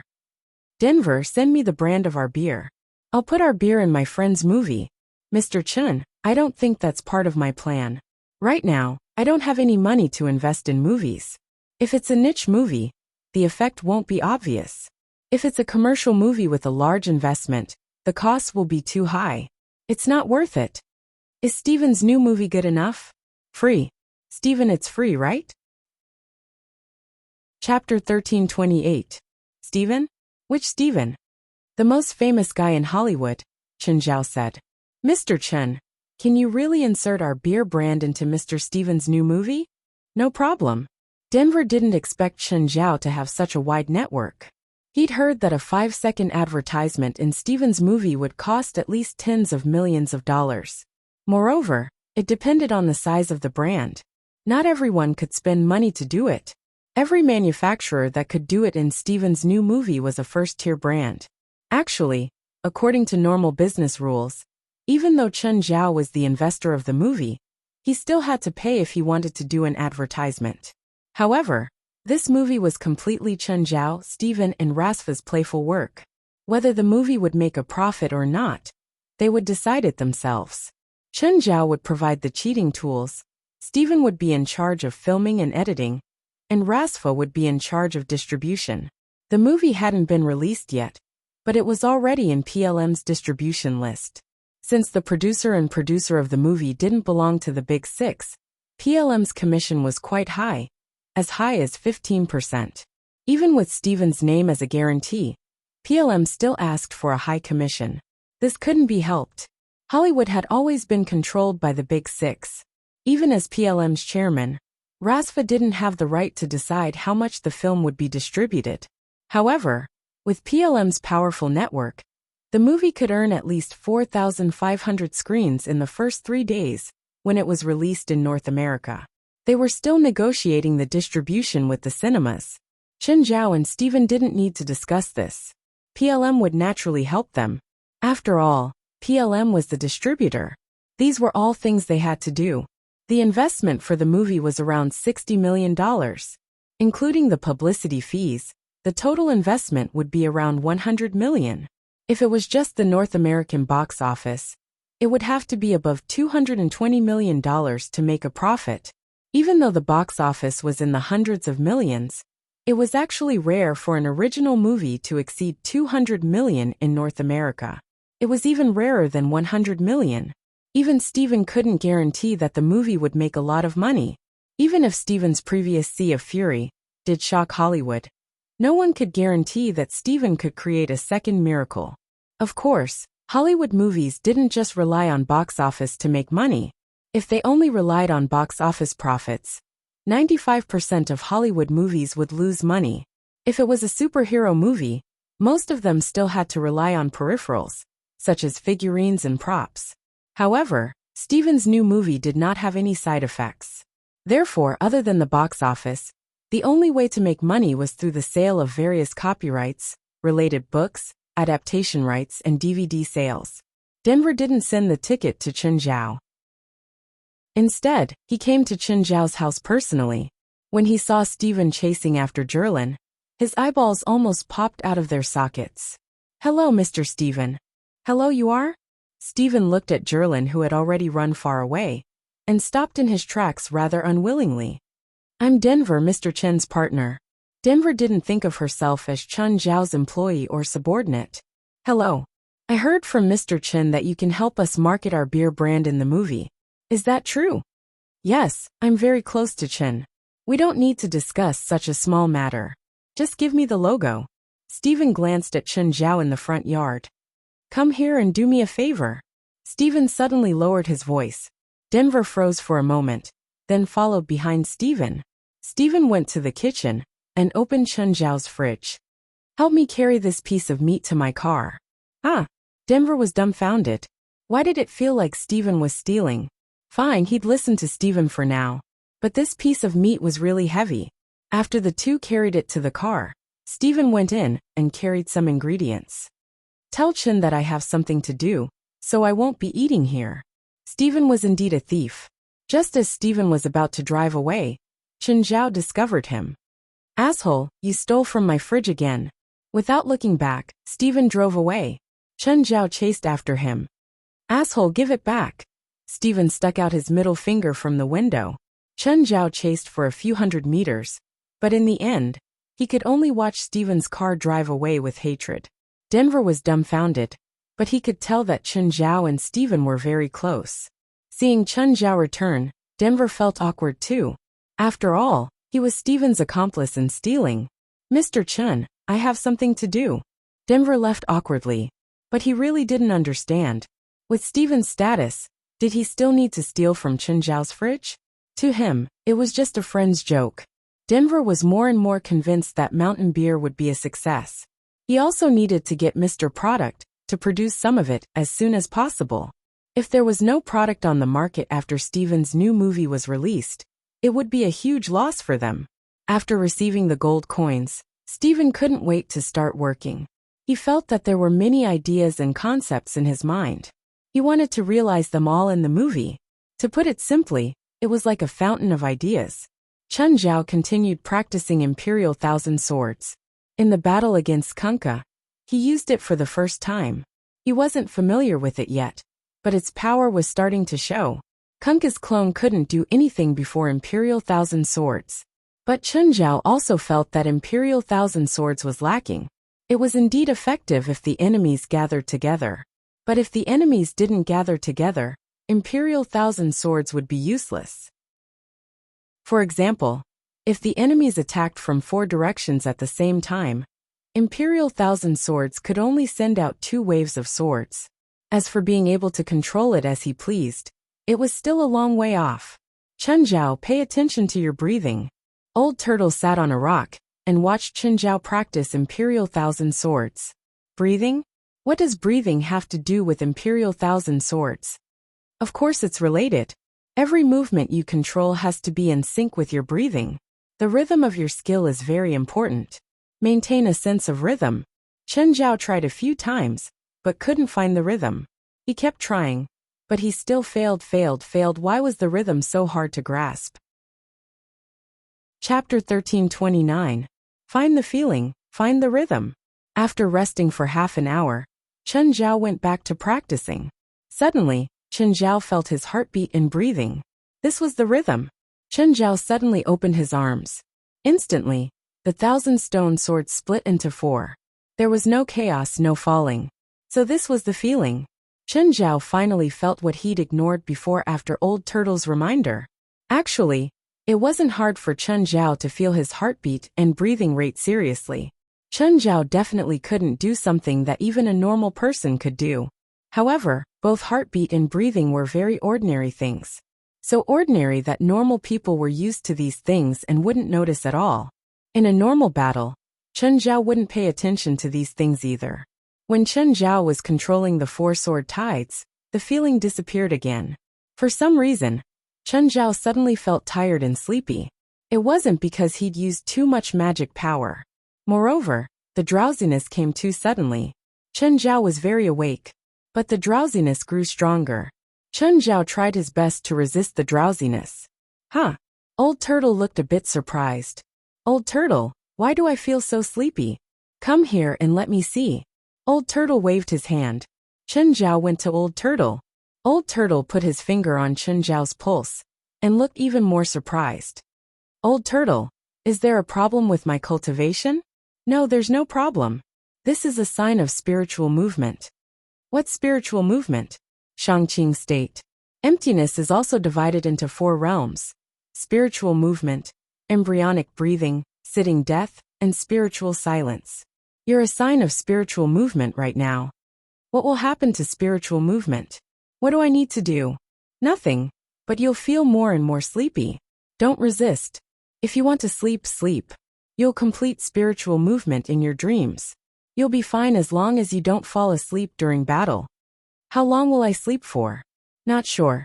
You'll have spiritual movement symptoms a few times in the beginning. At most a few days, at least a few hours. You'll wake up after you've slept enough. When you reach the real spiritual movement state, you won't be able to resist. You'll sleep for 81 days. So you'd better move forward. Otherwise, you might not make it for your second child. Chen Zhao's expression changed. Fei Lai was almost 8 months pregnant. This meant that she'd give birth in less than 2 months. He'd already missed Jerlin's birth. He didn't want to miss the second one.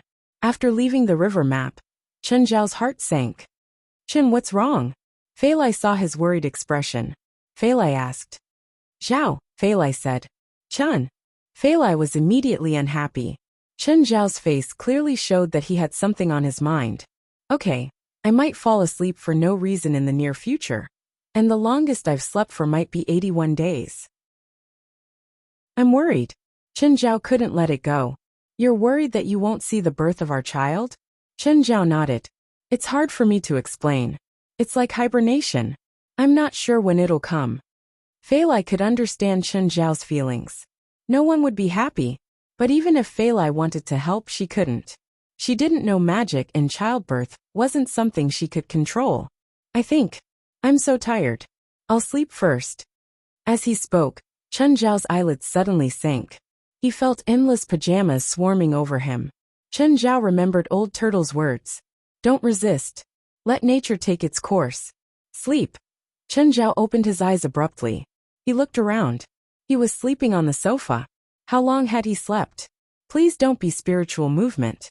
Chen Zhao climbed up and saw Feilai in the front yard. She was still pregnant. It seemed that he hadn't overslept. Whoosh, Chen Zhao walked into the yard. Darling. Chen, you're awake. Seeing Chen Zhao wake up, Feilai was overjoyed. Seriously, can you find a bed to sleep on next time? I told King Kong to move you to the bedroom, but he couldn't. Chen Zhao shrugged helplessly. Even he didn't know what state he was in when he slept. King Kong could barely move you to the sofa. Okay, sorry. How long did I sleep? Less than 2 days, Feilai said. Luckily, you told me earlier. Otherwise, I would have thought that something was wrong with you. Feilai said. Sorry to make you worry. You said you slept for 81 days. Do you just fall asleep like this? Yes. Chen Zhao nodded. Are you done sleeping now? Yes, I don't feel sleepy, but I'm not sure when I'll sleep again. What if you suddenly fall asleep when you're outside? Will it be dangerous? Darling, even if I fall asleep, I'll just be sent to the hospital. That's not necessarily true, Feilai said. Recently, there's a criminal gang that cuts kidneys in LA. Chen Zhao furrowed his brows. If you or Jerlin go out, you must have our pet with you. Got it? Yes, I know. West, I have something to tell you. Oh, what is it? In the future, I might fall into a deep sleep. It won't be longer than 3 months, so after I fall asleep, I'll leave the association to you. Understood, guild leader. Guild leader, are you ill? No, it's because my power has reached a certain level. If you can reach my level in the future, you'll be the same. I see. Wes was confused. Would this happen when one's power reached a certain level? Anyway, West had never heard of it, nor had he seen such records in magic books. However, with Chen Zhao's power, it wouldn't be an exaggeration to say that he'd reached an unprecedented level. Therefore, it wasn't incomprehensible for this to happen. By the way, President Leon got promoted. Mansari took over as the head of the Anti-Terrorism Security Department. Oh, got it, Chen Zhao replied calmly. Which department did Leon get promoted to? I don't know. I think it's a non-public department, West said. West said, President, Asalisa is also going to officially join the association. Leon didn't bring her with him when he was promoted. Okay, I know. Is Asalisa in any trouble? There might be some. Chapter 1330. Are the two of you sure you don't want to go back to school? Mansari looked at Li Mu and West Anna. The two girls had told him their thoughts after returning from the Tota Snow Mountain. They did not want to go back to school. They wanted to become Mansari's subordinates. Mansari thought about it. He was going to take up his post in the Anti-Terrorism Security Department. He was bringing his own team with him. However, there were not many people in his team. He could not control all the departments in the Anti-Terrorism Security Department. Li Mu and West Anna had been through life and death with him. Therefore, Mansari had enough understanding and trust in them. If the two of them joined his team, they could help him with some of the work. Yes, Colonel Mansari. We want to stay by your side, Li Mu said. All right, I accept you too. For now. I hope you two will be my assistants and follow me to the Anti-Terrorism Security Department, Mansari said. What are we going to do now? Mansari thought about it and said, I will introduce you to my people tomorrow. After that, we will go to the Anti-Terrorism Security Department's headquarters. Every new official would definitely have their own small team. Not to mention a department like the Anti-Terrorism Security Department. If they did not have their own team to take over, they would still keep their previous subordinates. When that time came, they would be a group of subordinates who only obeyed him on the surface, but opposed him on the inside. Other than the two newcomers, Li Mu and Westana, Mansari still had 4 old subordinates.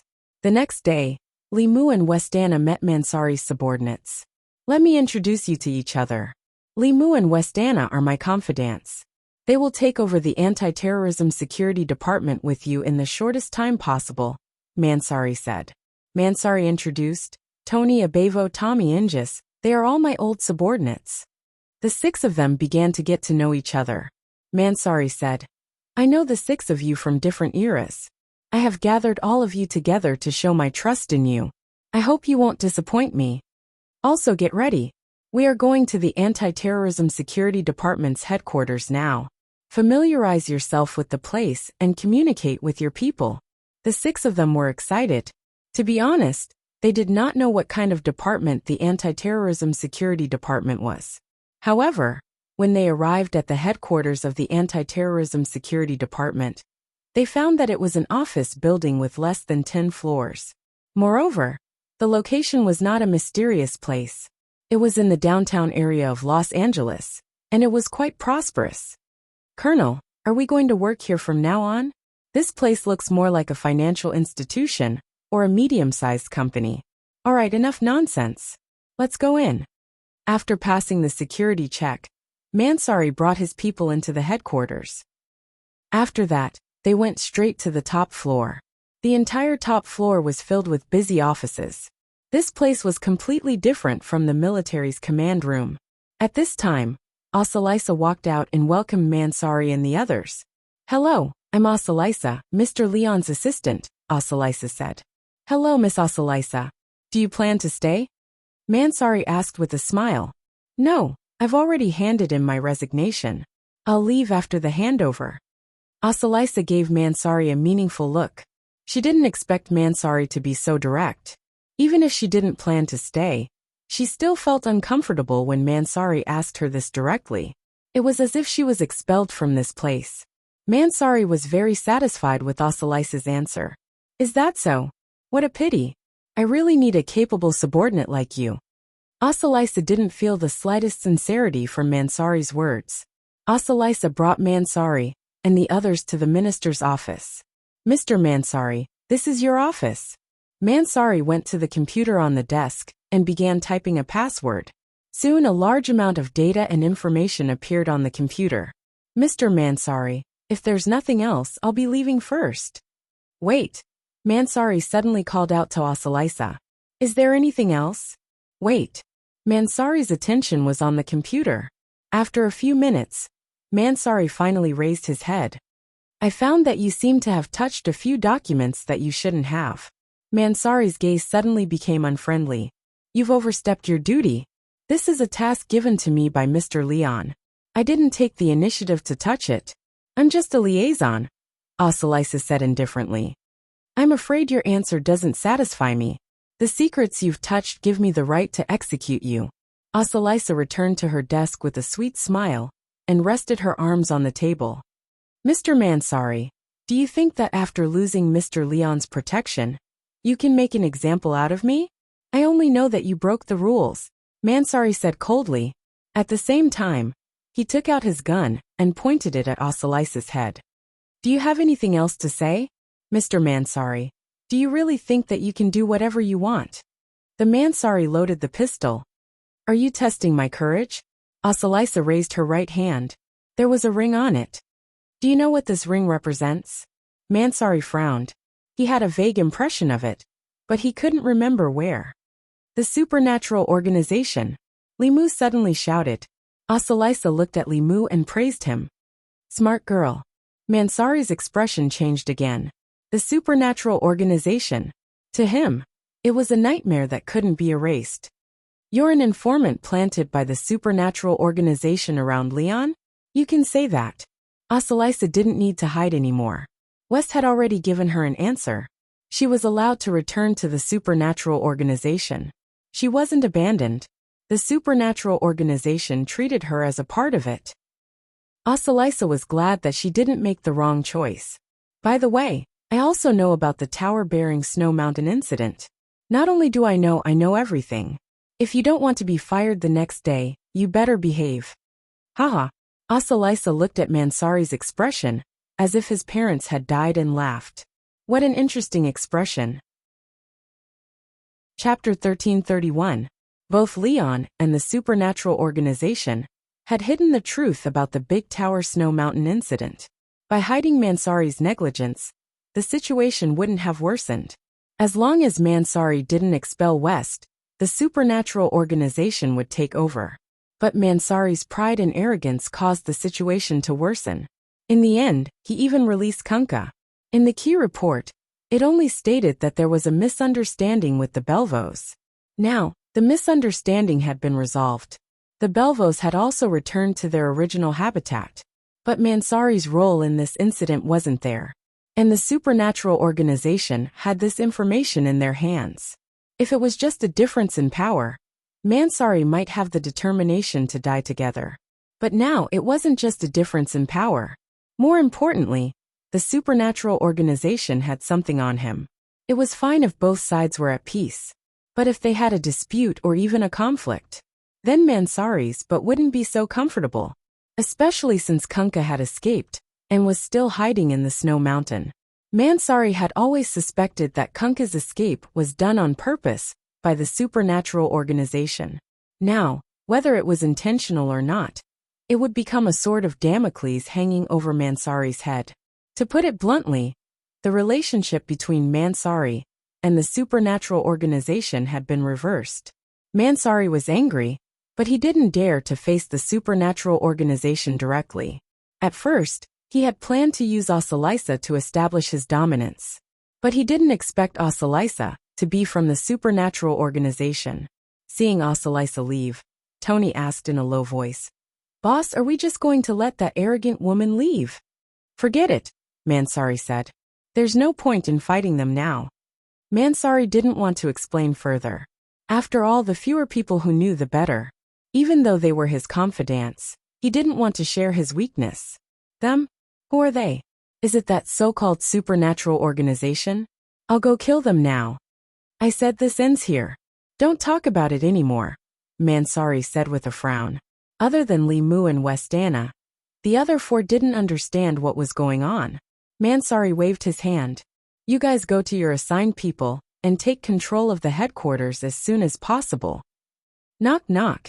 At this time, a man wearing glasses came to the door with a report in his hand. He looked like a clerk. Hello, Mr. Minister. I'm Chris Moore from the Incident and Coordination Department. Hello, Mr. Chris. How can I help you? I'm here to give you a copy of the current emergency reports. One of them is Grade A, Midnight Kidney Cutter. Because this matter has caused social panic, it needs to be dealt with urgently. At present, the police have increased the number of people on night duty and patrol work. But so far, there are no clues to be found. Yes, report this incident to me in detail. So far, there have been more than 30 victims. Before the victims were killed, they would disappear for 1 to 2 days. Then when they reappeared, they would appear in various trash cans in the city. Most of them died because they were not rescued in time. There are only 4 survivors, 2 of whom are conscious. They are currently receiving treatment in the hospital. Midnight Kidney Cutter is the name given by one of the survivors. What about the statements of the 2 survivors? One of the 2 survivors didn't know much about the whole process. He only remembered that he was drunk in a bar after midnight and lost consciousness. When he woke up, he was already in the hospital. Chris Moore said. The other survivor was lucky. His process of being kidnapped was similar to the previous survivors. He remembered that he was drugged with wet wipes and woke up once during the kidnapping. He recalled that he was in a place similar to a slaughterhouse. He and the other victims were all hung up. A burly man dressed like a butcher used a butcher's knife to cut open their stomachs and took their kidneys. Did he see the murderer's face clearly? No. The environment was very dark at that time. He couldn't even tell the time. Did you find the murderer's hair, blood, or fingerprints? No. We can investigate the slaughterhouses in Los Angeles and the surrounding areas. According to what you said, when the murderer committed the crime, there would be more than one kidnapper. There would be many kidnappers, so it's not difficult to investigate, Ingis said. In fact, the police have already investigated and did not find any slaughterhouses suspicious. In addition, according to the victim's statements and descriptions, the first crime scene doesn't look like a common mechanized slaughterhouse. It looks more like an old slaughterhouse. Many of the facilities are very old. The slaughter plan that the United States implemented now was to first rush the cattle, sheep, and pigs into an electric shock room, then electrocute them with high-voltage electricity before slaughtering them. The whole process was very clean and efficient.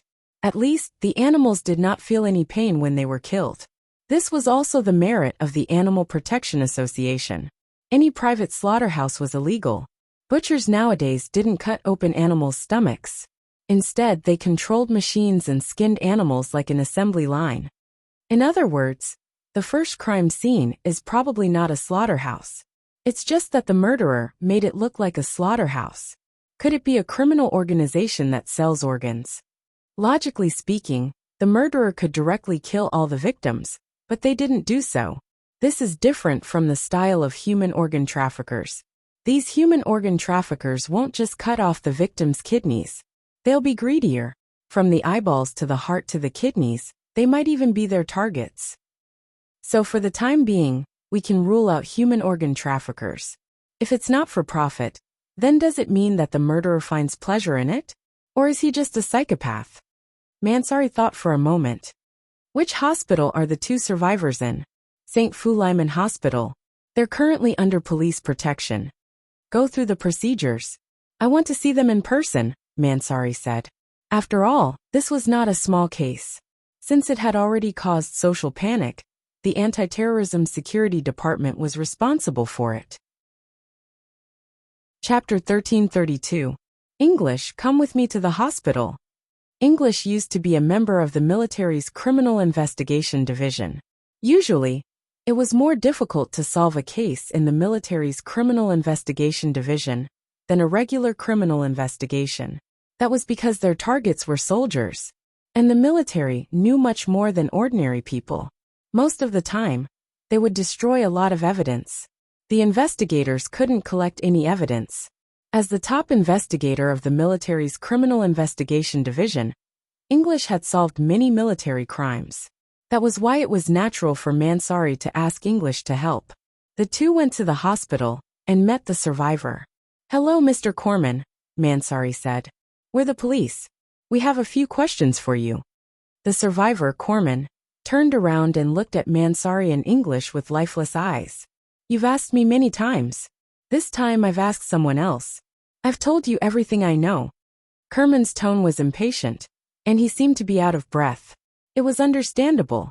After all, his kidney had been cut. "Mr. Corman, we want to help you. Help me. Help me find my kidney. Or help me get a transplant." English said, "Mr. Corman, it's not impossible to find your kidney, but you have to be willing to help us. You're our only clue. If you give up, I'm afraid there's no hope of catching the murderer and finding your kidney." Corman struggled to stand up. Both of his kidneys had been cut off. He had to rely on machines for excretion. If he couldn't find a transplant soon, he would probably die. "If you have anything you want to ask away. Can you explain the circumstances of the crime scene again? The more detailed, the better," English said. Corman took a deep breath and started again. He had repeated this process many times. He had basically said everything he could remember. There was nothing new.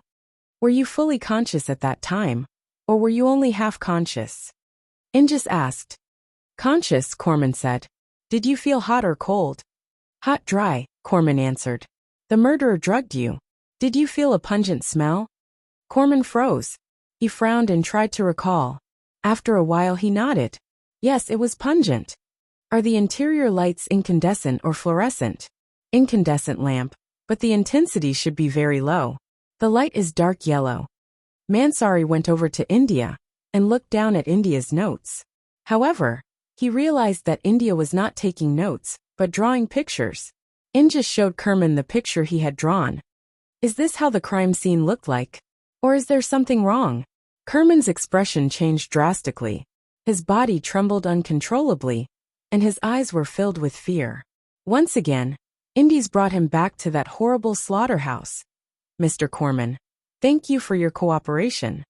Mansari and Inges walked out of the ward, and Mansari asked, how was it? Did you find any clues? When the murderer kidnapped the victim, he used Doflaren, which can quickly knock people out and has a strong pungent smell, English said. According to the victim's description, he felt hot and dry.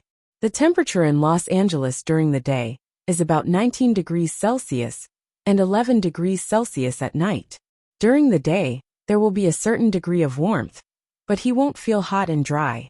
Heat usually occurs when the humidity is high. There has been no rainy weather in Los Angeles and the surrounding areas for the past 5 days. So people will feel hot and dry. There is only one possibility. The first crime scene was not on the ground, but in a cave, and it was at least 10 meters underground. Only this kind of environment would make people feel hot and dry. The murderer deliberately arranged the cave to look like a building, but because it was randomly arranged, it looked quite simple and crude. The dim yellow light was very bad for lighting, but it had a stronger impact on the blood. So the murderer deliberately used a dim yellow incandescent lamp. Even if someone woke up halfway, they would only notice the body on the chopping board, the blood stains and the murderer, and ignore the surrounding environment. This is mainly because human senses have a focusing effect. People will only pay attention to the information that their subconscious mind thinks is important. Needless to say, Mansari was amazed by English's analysis. Mansari listened to Corman's answer, but he could not think of any clues. But English had actually analyzed so many clues.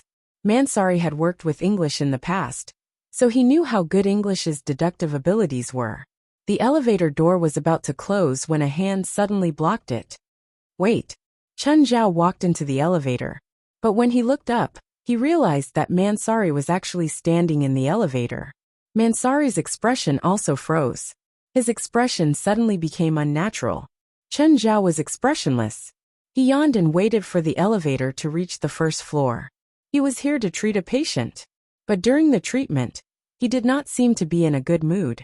The sleepiness came again, and he barely finished the treatment. Confused, English looked at Mansari. You know that person? English looked at the yawning person in front of him. It was obvious that they knew each other. India sensed it from the first moment they looked at each other. But they were definitely not friends. Mansari had been very nervous just now. It was like a mouse seeing a cat. In fact, Mansari did not even dare to breathe for 30 seconds in the elevator. He was really afraid of that man. Just then, the man's body suddenly tilted and he fell to the ground. Soon, a female nurse ran over to help him up. She seemed to be asking what was wrong with him. The man shook his head and wobbled away. Why would Mansari be afraid of such a weak person? Looking at Chun Zhao's back, Mansari was also slightly confused. Mansari ignored Indes's question. Just as Chun Zhao was about to drive back, he received West's call. President, Asalisa has officially returned. We're going to hold a welcoming party for her tomorrow night. Oh, okay. I'll remember. I'll go. Chun Zhao hung up and suddenly felt even more sleepy. No, he could not drive anymore. Chun Zhao forced himself to stay awake. He parked the car by the roadside and picked up the phone.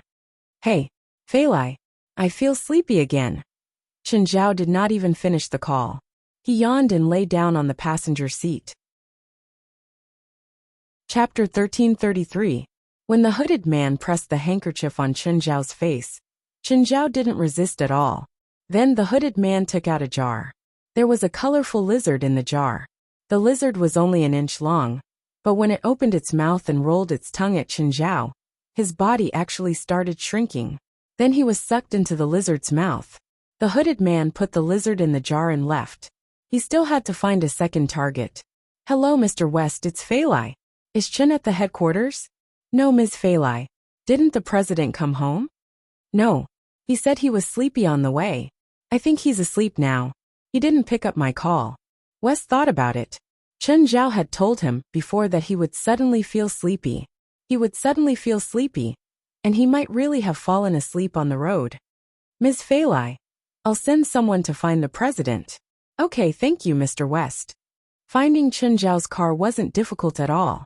In less than 3 hours, West found it through the traffic control files. Chen Zhao's car had been parked illegally on the side of the road for more than 4 hours. The traffic police had given him a ticket, but Chen Zhao was nowhere to be seen. West checked all the hospital records, but didn't find anything about Chen Zhao. Did something happen to the guild leader? Wester wondered inwardly. Thinking of this, West found it funny. Accident? Even if he was asleep, Chen Zhao was still a monster. Perhaps he was hiding somewhere to sleep. India, do you have any clues? Right now L.A.'s public surveillance coverage is 55%, but there are no surveillance cameras at all the locations where the victims were kidnapped. This can only mean one thing. The culprit knows the location of the public surveillance cameras very well. Either the culprit is from the police or an electronic company. India suddenly paused. L.A.'s public surveillance facilities are all contracted to private companies. Boss, can you help me find the locations of all the victims? Mansari quickly found a map with each point marked out on it for Indith. Here. India studied the map for a long time. Boss, look at the locations. They're all concentrated in this area. What happened to this area? The surveillance equipment in Los Angeles started 12 years ago. A total of 3 companies won the contract. These 3 companies are responsible for this area, and this area respectively. Mansari immediately understood after hearing Ingis's words. This area is where the Midnight Kidney Cutters commit their crimes. Which company is in charge of this area? Thomas Electron. Let's go to Thomas Electronics right now. We can't go now. We aren't sure who did it. If we go there rashly, we might be noticed by the murderer. We have to find out who has access to the blueprints of the area covered by the surveillance equipment. These blueprints are either the company's shareholders or the company's engineers. In short, the scope shouldn't be too big. Let's find out which of these people are suspicious, Ingis said. You're right. Mansari nodded, although it wasn't the first time India had discovered India's talent. However, one had to admit that Ingis was indeed very good at solving cases. He had no clue at all, but English was able to find so many clues. India and Mansari returned to the headquarters and sent people to investigate the higher-ups of Thomas Electron Company. As a counterterrorism department, the Anti-Terrorism Security Department not only had powerful armed forces, but also powerful intelligence gathering capabilities. After a tiring night, Mansari carried a large stack of documents and placed them on India's table.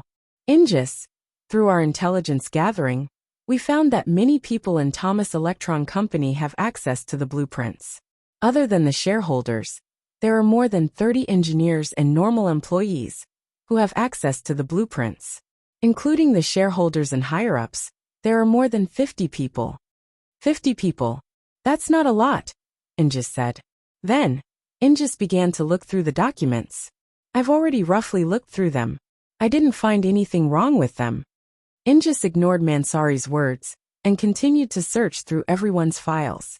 3 hours later, Ingis separated 3 files and placed them to the side. Boss, I found 3 of them suspicious. I can't be completely sure yet. Ingis brought the files of the 3 people to Mansari. Mansari picked up the files. I've looked through the files of these 3 people. I don't think there's anything wrong with them. Also, their bodies are very ordinary. They don't match the butcher's body described by the survivors. The information provided by the survivors might not be accurate or correct. Kerman wasn't conscious at the time. We can use it as a reference, but we can't use it as evidence, Ingis said. When investigating cases, there's a rule. There's a 50% chance that the witnesses provide false information. Why? Because they'll process the information themselves and then state it. They're not lying on purpose. For example, in the famous plane crash, the witnesses said that the plane exploded in the sky and then fell to the ground. However, after investigation, we found out that the plane actually exploded after it hit the ground. The witnesses got the sequence of the crash and explosion wrong. It's the same for Kerman. Most of the information he provided isn't very accurate. He said that he was conscious at the time. But in my opinion, he said that he was conscious. Then what should we do next? Interact with these 3 people, Injis said. I need to interact with them before I can determine if there's a problem with them. Mansari trusted Injis's judgment. The 2 of them didn't rest and went straight to Thomas's company.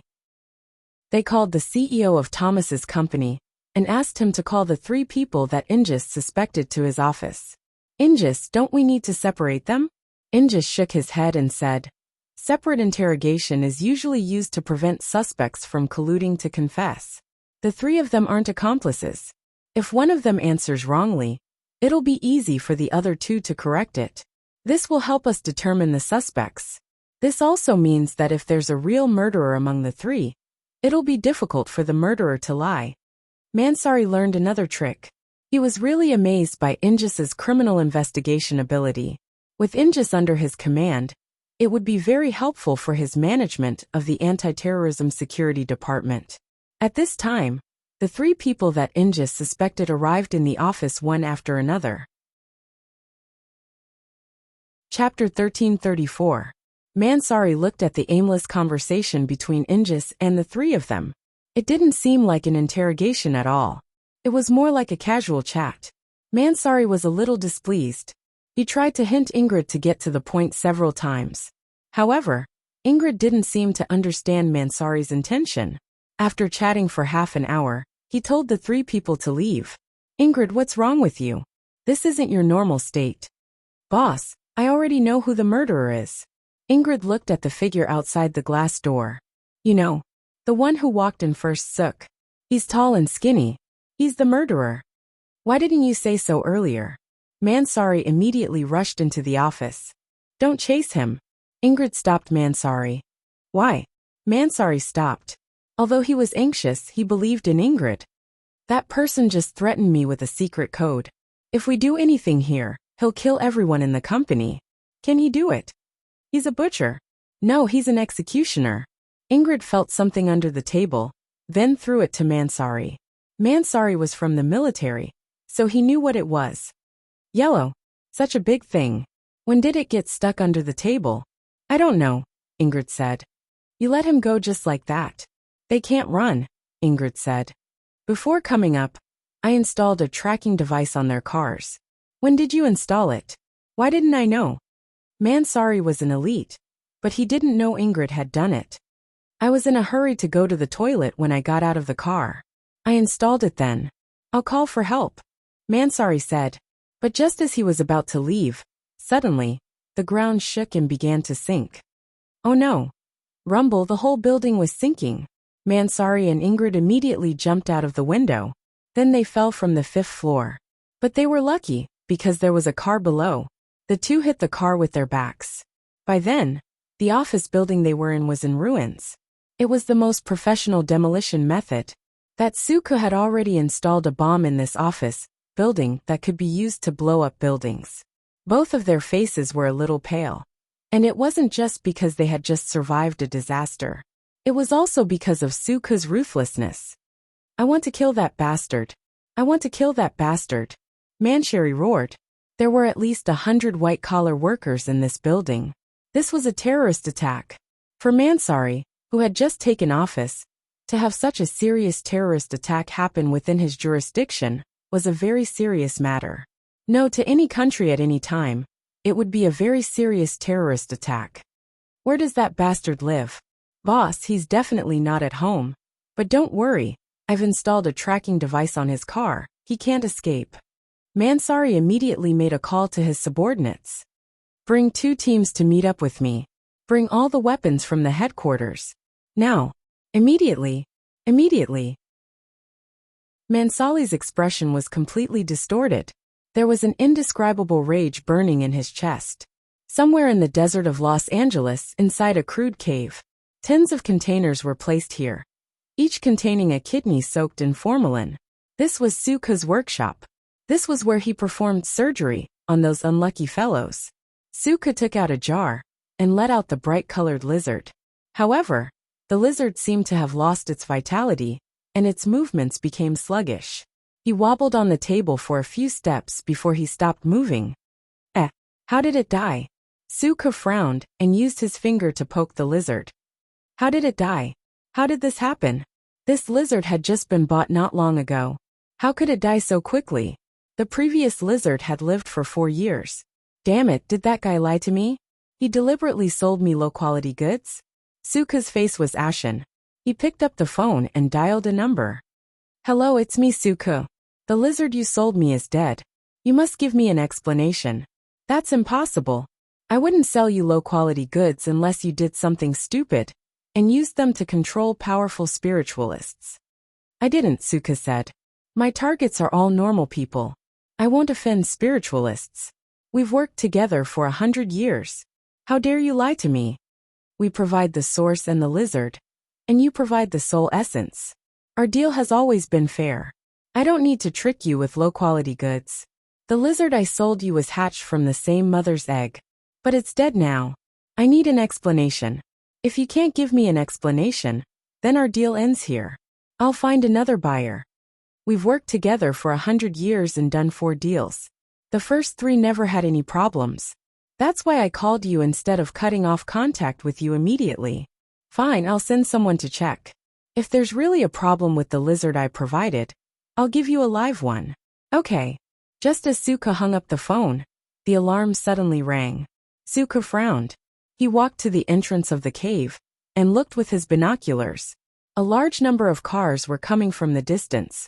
Damn it, they actually found their way here. Suka muttered to himself. Looks like it's time to move. However, Suka wasn't in a hurry to escape. Instead, he unhurriedly moved the bottles and jars to the back of his truck. Rumbling noises came from the distance. It seemed that the guys had already triggered the trap. It took Suka 20 minutes to put the bottles and jars back together. Then, he returned to the cave and began to move the prey that hadn't had their kidneys removed to the truck. However, when he moved the last one, he realized that the man was very heavy. Very, very heavy. Why couldn't he move it? Suka tried a few times, but it didn't budge. Suka was about to give up when he suddenly heard footsteps outside. Damn it, aren't they all dead? So many strong bombs, but they didn't all die. Suka pulled a lever on the wall and activated the trap in the cave. Instantly, tragic screams came from outside. Suka had placed a large amount of concentrated sulfuric acid above the cave. The moment he pulled the lever, all the acid poured down. Chapter 1335. Scatter, scatter. Mansari felt as if a knife was twisting in his heart. However, his warning was too late. A few of them reacted quickly and dashed out of the range of the concentrated sulfuric acid. However, those who were too slow couldn't be saved. The air was filled with a pungent smell and a disgusting stench. He looked back at his subordinates who had been drenched in the concentrated sulfuric acid. They didn't die immediately, but their skin had fallen off completely. Their bodies were covered in blood, and the clothes on their bodies were stuck to their skin. This time Tony had brought 50 people with him. He and Indies had also come with them. More than a dozen people detonated the landmines as soon as they arrived. More than a dozen people were killed on the spot. At this moment, Indies and Mansari were filled with regret. If they had known this would happen, they wouldn't have been so reckless. The fact that the office building had been blown up was proof enough. Who would have thought that this butcher would dare to place so many landmines in front of his house? Wasn't he afraid that he would step on them? Tony covered his arm with his hand. His arm was burned. Although it wasn't fatal, it had greatly affected his combat ability. Now, there were less than 20 members of the anti-terrorist force who survived. The surviving members of the anti-terrorist force didn't look good either. Some were frightened and some felt lucky. Be careful. Be on full alert, Tony said in a low voice while he made a combat gesture. Tony took a step forward. Suddenly, a piece of steel shot out from a gap in the wall. Tony's body froze. The next moment, his head and body were cut open. Tony! Mansari was shocked and furious. This unforeseen event was too sudden. It was so sudden that everyone was caught off guard. This cave was full of traps. However, they had no way out now. I don't want to stay here. I don't want to stay here. I want to leave. An elite member of the anti-terrorist force had completely collapsed. He fled in a panic. However, He lost his footing and fell into a puddle of concentrated sulfuric acid. Cough. Ah. Help. Help. When the anti-terrorist raised his head and struggled, he found that the skin on his face had disappeared, leaving behind only a bloody mess. But soon, he stopped screaming, because he had choked on the concentrated sulfuric acid. Everyone shuddered with fear. It was horrible. This place was like a slaughterhouse, a killing hell. What kind of person would set up such a place? The number of mechanisms and traps here was enough to make one's hair stand on end. It was as if any movement could trigger a trap. Every few steps a person would die. A steel wire suddenly stretched taut in the middle of the crowd, and 2 more people were directly cut open by the steel wire. But before they could calm down, a hand reached out from the darkness and pulled a person into the darkness. Ah! A scream came from the darkness. The murderer is right in front of us. Shoot! Shoot! Da-da-da. But at this moment, a large amount of gas suddenly surged out. Not good, it's poisonous gas. Hold your breath, hold your breath. At this time, the gas had already spread out.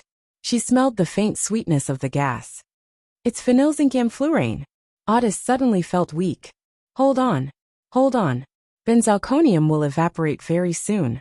Audis held onto the wall with difficulty, trying his best to keep his body from collapsing.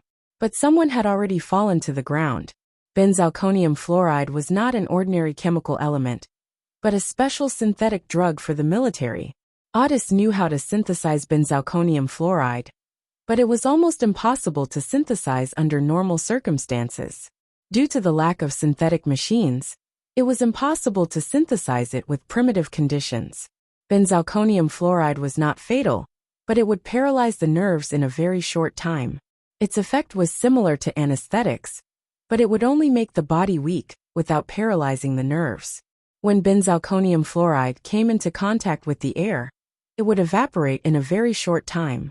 Therefore, if they hadn't inhaled benzalkonium fluoride, they would have been able to hold on for 1 minute.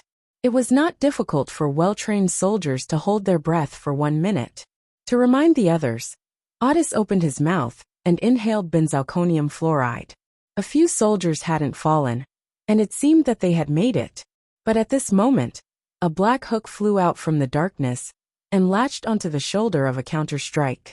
The chain on the hook pulled, and the counter-strike was pulled into the darkness. Wearing a gas mask, Suka walked out with a pair of hooks in his hands, and there were bloodstains on the hooks. The soldiers who hadn't fallen immediately attacked him. However, Suka waved the 2 hooks, and the bullets couldn't penetrate the defense of the hooks. Edith and the other soldiers were stunned. This person's use of the hook was too godly. How could he block bullets like that? Was this a movie? The hooks in Suka's left hand suddenly split into 5, and they hooked onto the shoulders of 5 counter-strikes at the same time. Then he pulled the 5 counter-strikes to his front. The hooks in his right hand cut through the air, and the necks of the 5 counter-strikes were cut open at the same time. Audis looked at Suka breathlessly. He was stabbing his thigh with the saber, hoping to get rid of the benzalkonium fluoride with the pain. Suka took off his gas mask and looked at Audis. Mr. Audis, Mr. Mansari, we meet again. A smile appeared on Suka's face. Don't worry, I won't kill you now. You are my prey, and I like strong kidneys. What on earth are you? What am I? Of course I'm a human, a real human. Suka waved the sickle lightly. Just then footsteps came from outside the cave. Audis turned his head with difficulty and saw a woman. A beautiful woman with wavy brown hair. She was dressed like a cowboy, with only 1 button on her shirt. Her breasts almost popped out. Of course, Audis and Mansari didn't care how sexy the woman was. They only cared if she was a friend or a foe. Suka, you killed so many people, the woman said. It's a pity. They were all good prey. I had no choice. I tried my best to hold back. Suka wasn't surprised to see the woman. It's a pity that only 2 people were left in the end. Just then, a person walked out from the depths of the cave. Chen Zhao walked out while rubbing his head. When Mansari saw Chen Zhao come out, he was both surprised and happy. But soon he was scared again. Was Chen Zhao the mastermind behind all this? If that was the case, it would be too scary. Chapter 1336. The cowgirl suddenly pulled out her guns. Bang bang, but the 2 shots missed. Chen Zhao tilted his body and dodged the bullets. The cowgirl wanted to keep shooting, but Chen Zhao had already moved. The next moment, Chen Zhao grabbed the cowgirl's neck. However, something unexpected happened. The cowgirl didn't know how she did it. Chen Zhao felt his hand slip, and the cowgirl slipped out of his hand. The cowgirl flew back more than 10 meters and stared at Chen Zhao. "Mr. Chen, they're midnight kidney cutters." Seeing Chen Zhao and the cowgirl fighting, Mansari was relieved and immediately called out. Indies also recognized Chen Zhao as the man he'd met at the hospital yesterday, but from Mansari's tone, she seemed very happy to see him here. But he should have seen how terrifying Suk's combat ability was. The 2 hooks in his hands could even block bullets from 5 people's submachine guns. Even if this man was here, what could he change? Midnight kidney cutters? Chen Zhao glanced at the cowgirl, and then at Su Ke. "So I'm the prey to be cut off?" The cowgirl's body started being covered in scales. Her face became like a lizard's and her body grew taller. Manzali had seen the werewolves, as well as Kunka and her followers. Now, she saw a woman turn into a lizard. She was somewhat surprised but also felt that it was natural. On the other hand, Indies' face was full of disbelief. It was his first time seeing such a scene, a supernatural event. Chen Zhao looked at the cowgirl. "Your appearance reminds me of some bad memories. Satanism. I once met them in San Francisco last September." The pupils of the cowgirl who had turned into a lizard man suddenly shrank. "It's you. You slaughtered the teachings of San Francisco?" "It's me. Looks like you're from Satanism too. You deserve to die," the lizard said. "We see eye to eye on that. I'm different from those useless people in San Francisco." The lizard gave Suk, who was behind him, a look. "I'll kill you in the cruelest way possible." Suk's hooks shot toward Chen Zhao's back. "It's over." Indies couldn't bear to watch anymore. Suka's hooks accurately hooked onto Chen Zhao's shoulders. He could foresee that Chen Zhao would be dragged to Suk by Go Lian like the other Counter-Strike members. And then he would die tragically. The lizard man looked at Chen Zhao. "See, I told you. I'll kill you in the cruelest way. Are you trying to say, just because of this?" Chen Zhao smiled too. He looked at his shoulders. "It looks cool. Colonel Mansari, what do you think of these accessories?" Mansari glanced at Suk and realized that Suk was trying to pull Chen Zhao away. But he couldn't move it. He thought back to his battle with Kunka. Chen Zhao could even catch the hundreds of tons of icicles. Compared to last time, this scene was indeed a little child's play. Hee. Although Mansari was a little weak at the moment, he still had to say something. "Indeed very handsome." Chen Zhao turned his head and looked at Su Ke. "Just hold on like this. When the ornaments fall off, it'll be your death." She stared at him in surprise. This man's tone was completely different from the drowsy man she'd met in the hospital. Then, Chen Zhao looked at the lizard man. "Can you tell me which Satanism sect you're from? Also tell me your address. I can visit you later." The lizard man turned around to escape, but the next moment, her limbs were bound. The dark magma locked onto her limbs and pulled her backwards. She was pulled all the way to Chen Zhao. "Did I let you leave?" The lizard man looked at Chen Zhao, her eyes filled with hatred. "My lord Satan will curse you. You'll sink into the nightmare that Satan gave you forever." "Hee. Do you believe that even your master won't accept idiots like you? You dare to curse me?" Chen Zhao looked at the lizard man mockingly. "I'm the most loyal servant of my lord Satan. Okay, good child of Satan, tell me where your hometown is. Do you think I'll betray my lord?" Chen Zhao thought about it. It seemed impossible to change a fanatic's attitude. Once a person viewed faith as their everything, they would indeed become fearless. If Chen Zhao was willing to spend a few days, or even longer torment her, he might be able to make her talk. But the price was a bit low. "Whatever, I'll just kill you." Chen Zhao looked at the lizard man. "But I won't destroy your soul. You can return to Satan's embrace. Oh, remember to say hi to him for me." The dark lava suddenly poured into the lizardman's mouth. Her skin started turning black, and her body kept spasming. But soon, the lizardman's body began to leak. After all, the lizardman was too weak. It couldn't withstand the corrosion of the dark lava at all. This lizardman wasn't even 1/10 of her mother's power. It wasn't easy to be corroded by the dark lava. Last time, Chen Zhao had fought against the lizard men from Satanism. He knew that they had the ability to regrow broken limbs. If he only cut off their limbs, or even their bodies, they might survive and even grow back. So this time, Chen Zhao killed the lizard man more directly. He didn't give her any chance to escape. He used the dark lava to corrode her vitality. The lizard man was tossed aside by Chen Zhao like a rag. The lizardman's body started decaying. Finally, only black bones were left. However, they didn't look like lizards. Instead, they looked like human bones. Chen Zhao turned to look at Su Ke. Su Ke was sweating profusely. He didn't know if he should continue pulling the chains. We can talk. I have a technique that can extract essence from human kidneys. The next moment, the dark lava sealed Su Ke's mouth. Chen Zhao wasn't interested in Su Ke's sorcery. He also didn't want others to have evil thoughts. The fewer people who knew about this, the better. It would be best if it disappeared forever. Clang! Chen Zhao tore off 2 hooks and played with them in his hands. You wanted to cut off my kidney, right? Chen Zhao walked towards Su Ke step by step. Ugh! Su Ke shook his head with all his might, his neck constantly shrinking back.